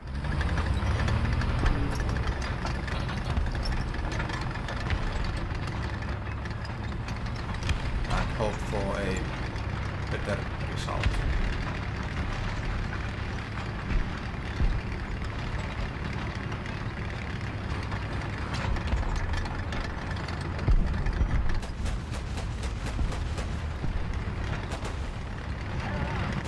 Certainly, Vidarr. Certainly. The King Tiger was really something, wasn't it? Despite its power, the King Tiger was not without its flaws. The tank was notoriously over-engineered, with complex systems that often broke down. Its sheer weight of nearly 70 tons also meant it was incredibly slow, with a top speed of just about 25 to 30 kilometers per hour on road and 15 to 20 kilometers per hour off-road. The tank's heavy weight also meant it could not cross many bridges, a significant problem in the varied European terrain. This affected its operational mobility and meant it had to be deployed carefully. One interesting fact is that the King Tiger was one of the first tanks to incorporate a rangefinder for more accurate shooting, a feature that's standard in modern tanks. Despite these challenges, however, the King Tiger's powerful gun and heavy armor made it a formidable opponent on the battlefield. Even though fewer than 500 were produced, their impact was significant, causing a considerable psychological effect on enemy forces. The last operational King Tigers saw action during the Ardennes offensive in December 1944. After the war, a few captured King Tigers were used for testing by the Allies, but they weren't adopted or put into service due to their excessive weight and maintenance requirements. The King Tiger remains one of the most iconic tanks of World War II due to its formidable design and powerful armament.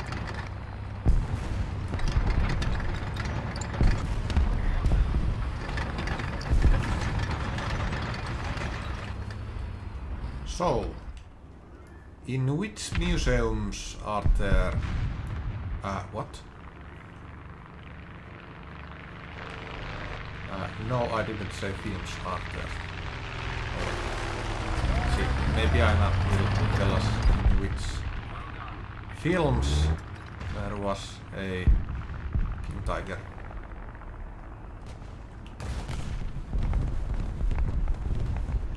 Indeed, the King Tiger tank has been featured in several films and TV series due to its iconic status. Here are a few examples. 1. Fury, 2014. This American war film features a climactic battle where an M4 Sherman tank crew fights a Tiger II. The film is praised for its realistic depiction of tank warfare. 2. Fight a Tiger II. White Tiger, 2012. This Russian film features a mysterious, seemingly indestructible Tiger tank that appears and disappears at will on the Eastern Front. 3. Tiger 1. Battle of the Bulge, 1965. This classic war film about the famous World War II battle features King Tiger tanks, although the tanks used in the film were actually American M47 pattern tanks modified to look like King Tigers. 4. Saints and Soldiers, The Void, 2014. In this war film, the main characters face off against a King Tiger tank in their M18 Hellcat tank destroyer. These films not only feature the King Tiger tank but also provide a glimpse into the intense tank warfare that characterized World War II. But in which museums are there King Tigers? Well, probably not more than one.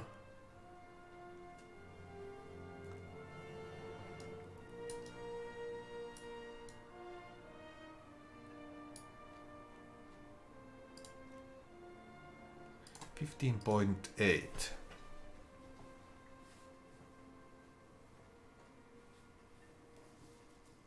King Tigers. They are indeed a sight to behold, aren't they? Yes, they are. There are a few places around the world where you can see these steel beasts in person. 1. The Tank Museum in Bovington, England. They have a Tiger II with a production turret on display. It's one of the most well-preserved King Tigers in the world. 2. The French Tank Museum in Sourma, France. They have a Tiger II with a pre-production turret. 3. The National Armor and Cavalry Museum in Fort Benning, USA. They have a King Tiger in their collection, although it might not always be on display. 4. The Kubinka Tank Museum in Russia. They have a King Tiger captured during the war. 5. The Musée des Blinds in France also houses a king tiger. These are just a few of the museums where you can see a king tiger. It's a treat to see these tanks up close. They're much larger than you'd expect. Yes they are. A lot larger.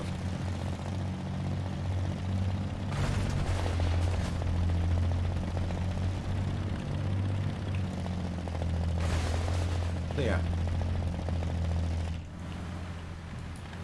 Which tank museum is the best in your opinion? Aina.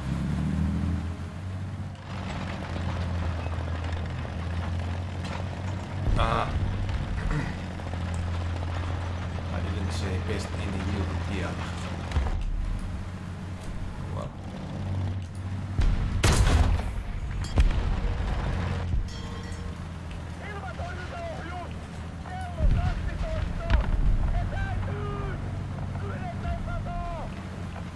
The best tank museum in Europe. Now that's a challenging question because there are so many fantastic ones to choose from. However, if we're going to talk about the most renowned ones, here are my top picks. 1. The Tank Museum, Bovington, England. This museum has a collection of over 300 vehicles from 26 countries, making it one of the largest and most comprehensive collections of tanks and armored vehicles in the world. They also host the annual Tank Fest event, attracting enthusiasts from around the globe. Point 2. Musée des Blinds, Saulna, France. This museum is home to over 800 vehicles, of which about 200 are on display. It's one of the largest tank museums in the world and has an impressive collection of French, German, and American tanks. Not to forget, they have a King Tiger. 3. Deutsches Panzermuseum, Munster, Germany. This German tank museum has a collection of about 150 tanks and other military Deutsches vehicles. Panzermuseum. The collection includes tanks from both World Wars and the Cold War period. Point 4. Kubinka Tank Museum, Russia. Though not technically in Europe, this museum is worth mentioning due to its vast collection of tanks and armor from all over the world. Each of these museums has its own charm and a unique collection of tanks and armored vehicles. It really depends on what you're looking for. That's fine.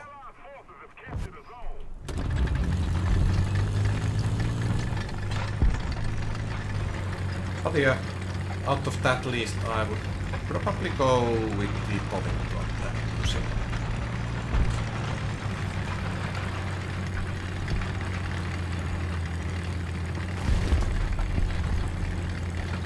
Not to mention that they have Tiger Day.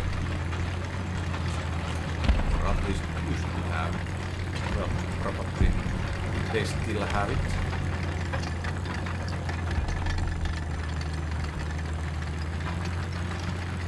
Unless the Tiger got broken or something. I mean, it is an old Tiger. Well, all the Tigers are.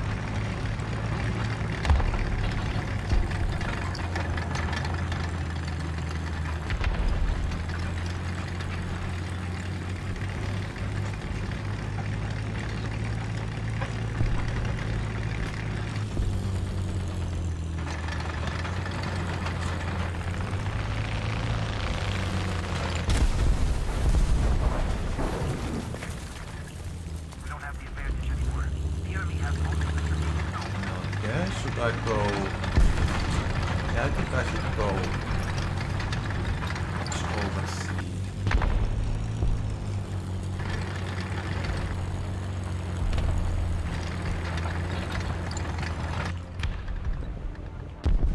That's dead right. Yep. It is.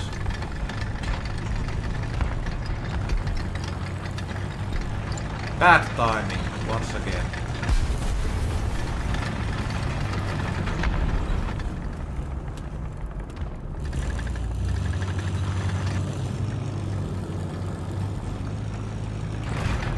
Oh shoot!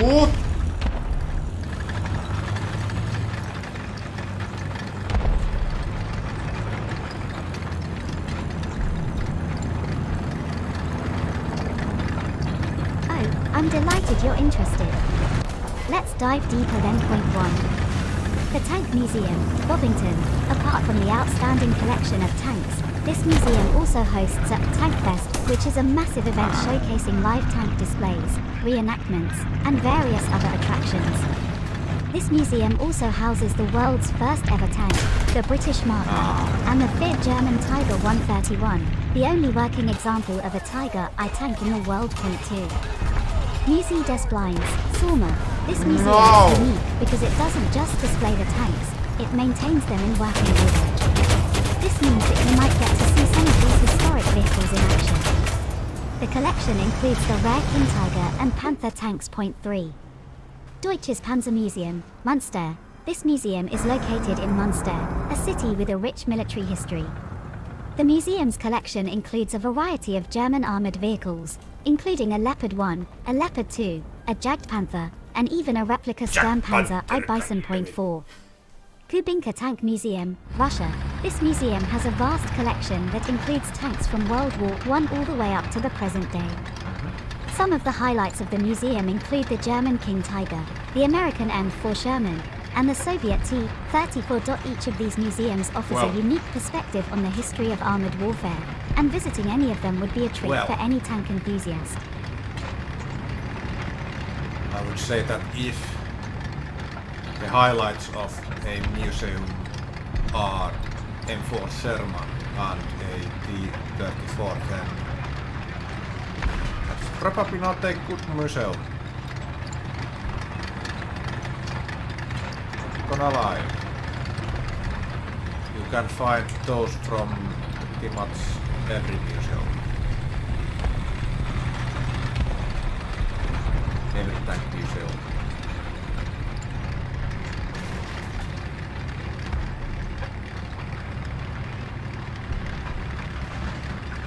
But the King Tiger, that's not something that you find from every museum. That is pretty different, not gonna lie.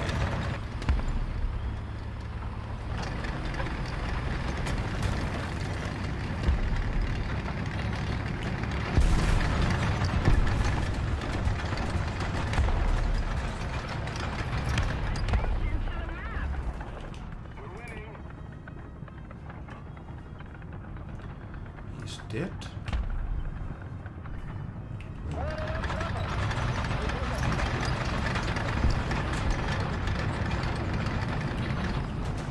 Sure thing, Vidarr. I can see you're really intrigued by this. Let's talk more about the unique aspects of these museums. 1. The Tank Museum, Bovington. This museum is also known for its interactive exhibits. For example, there's the Trench Experience, which is a recreation of life in the trenches during World War I. They also offer tank driving experiences where you can actually drive a tank under the guidance of their experienced instructors. 2. Musée des Blinds, Salma.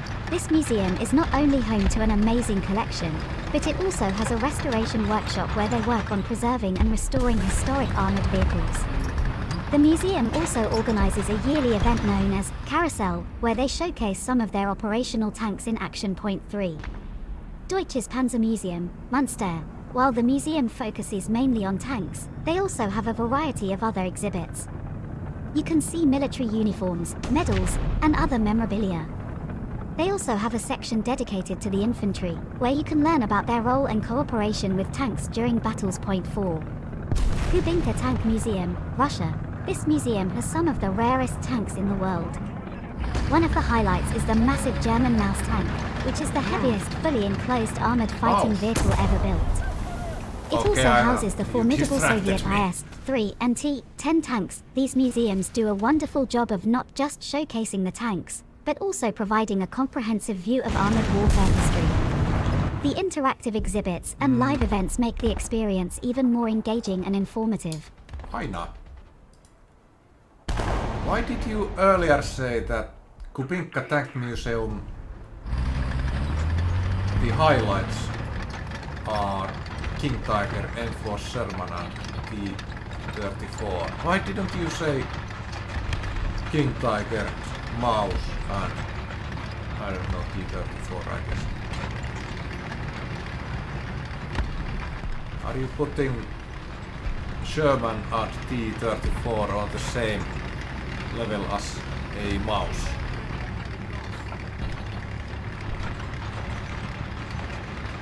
Oh well. I'll forgive you on this.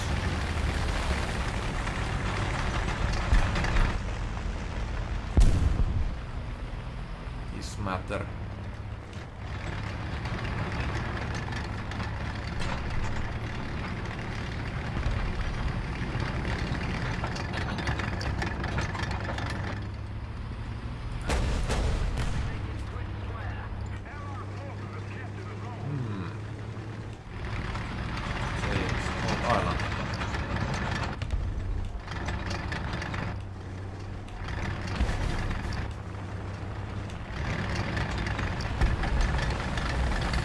Okay, AA duty. That was fast and low.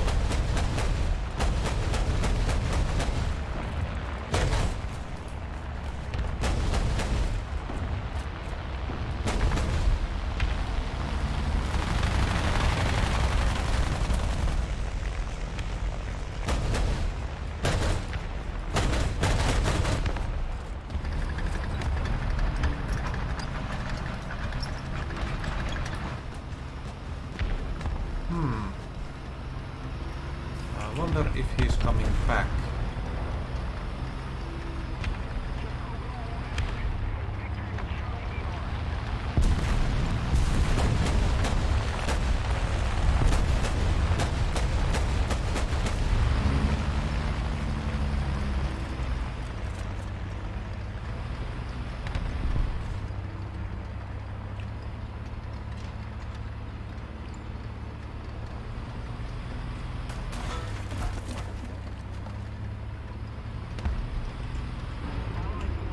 Maybe let's camp in here.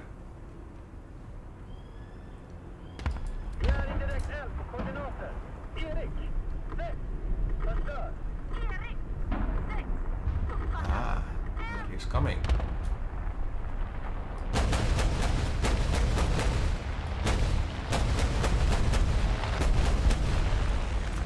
No idea if those are even close.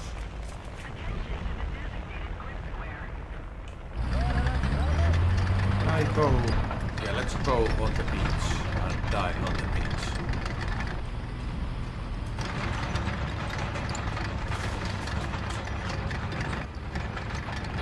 No need to die in lands.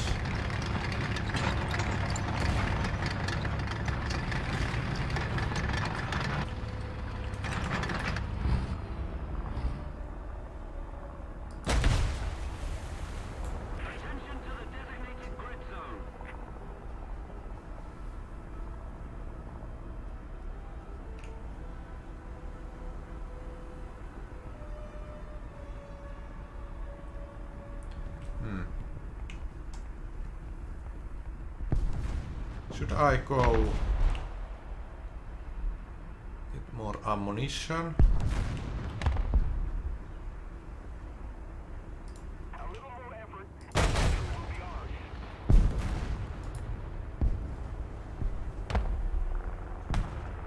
I hear an aircraft and it's over there.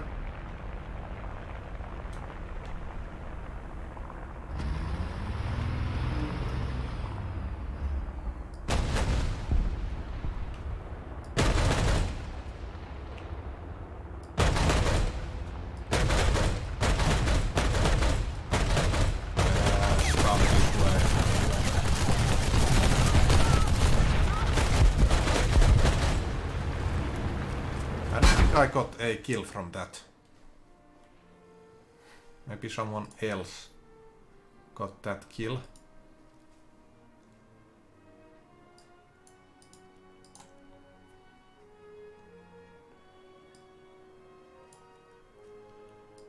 So, yeah.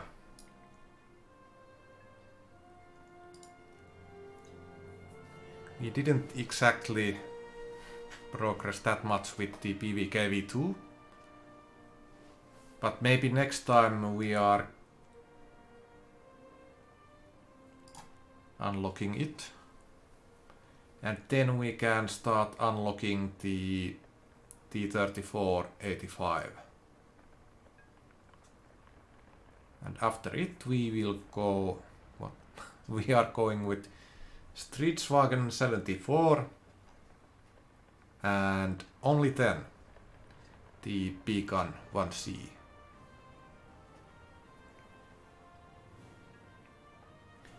Actually, should I go with the Charioteer?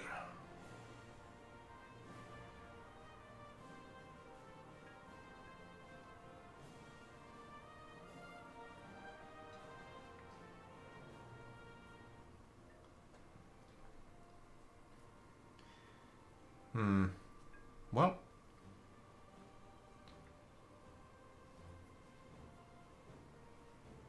let's think about that when it's time for that, but that time is not today. Or even is it this month? But anyway, Alt F4.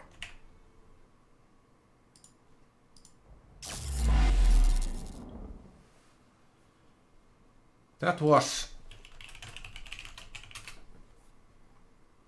War Thunder.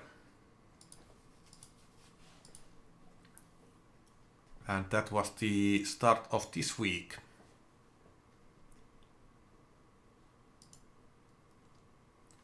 Some of the matches were pretty nice, some of them were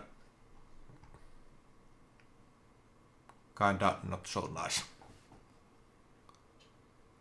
But yeah, that's what online games are. There's ups and downs with them.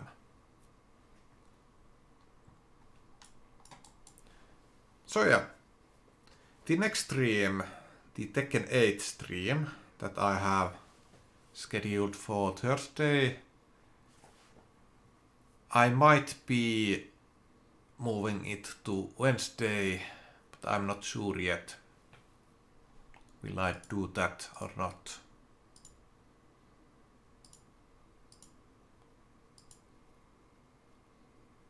But if I do move it, I will inform you about that. I will probably know more about it tomorrow.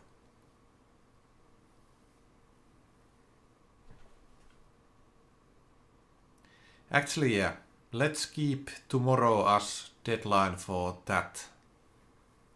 Will I keep it on Thursday or will I move it to Wednesday?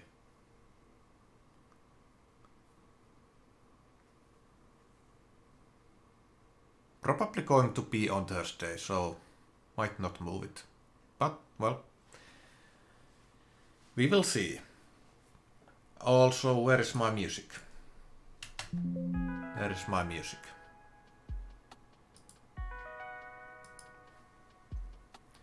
And as for the weekend, Saturday is going to be Battlefield 5.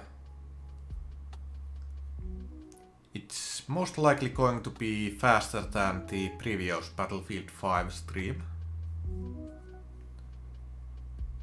Because there's the Tiger campaign. Or the Tiger story.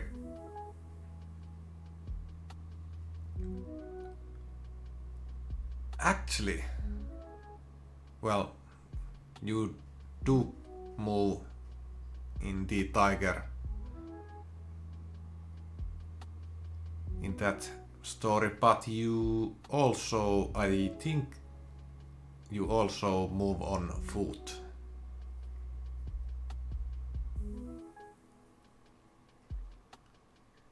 So might have a couple of those sneaky moments. And as for Sunday, it's going to be hopefully a relaxing practice for Kenya Rally. That is in a couple of weeks.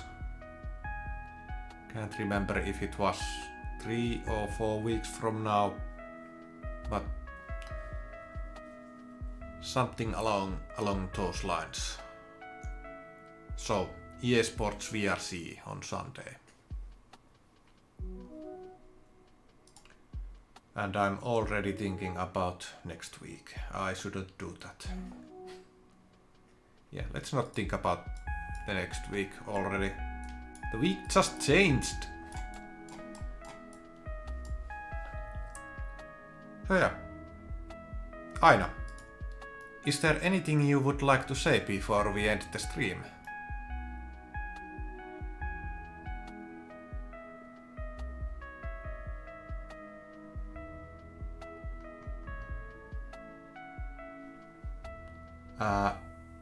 Not enter.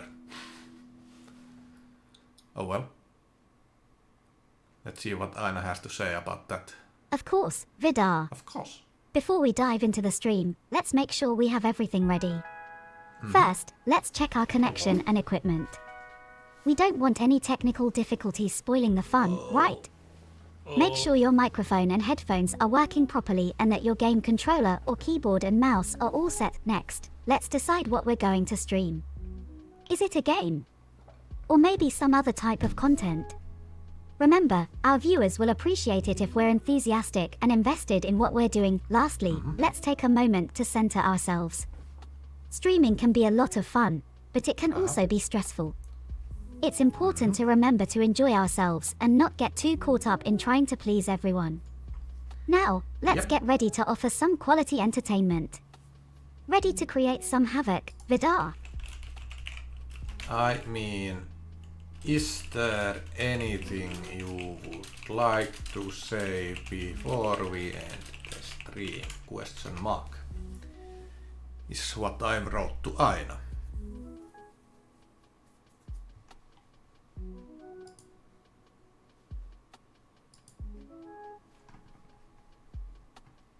Absolutely, Vidarr.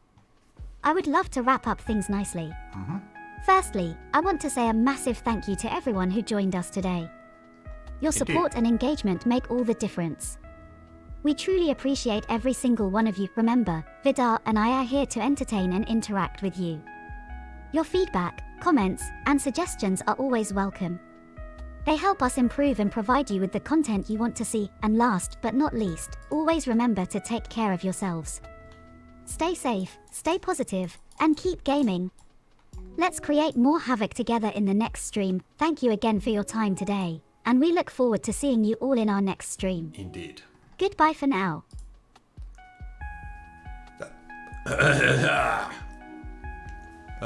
Yeah, that was a good talk from Aina.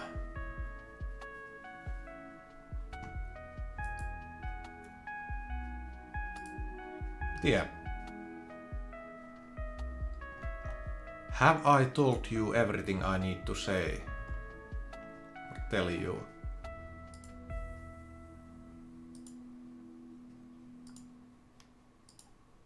I hope I have.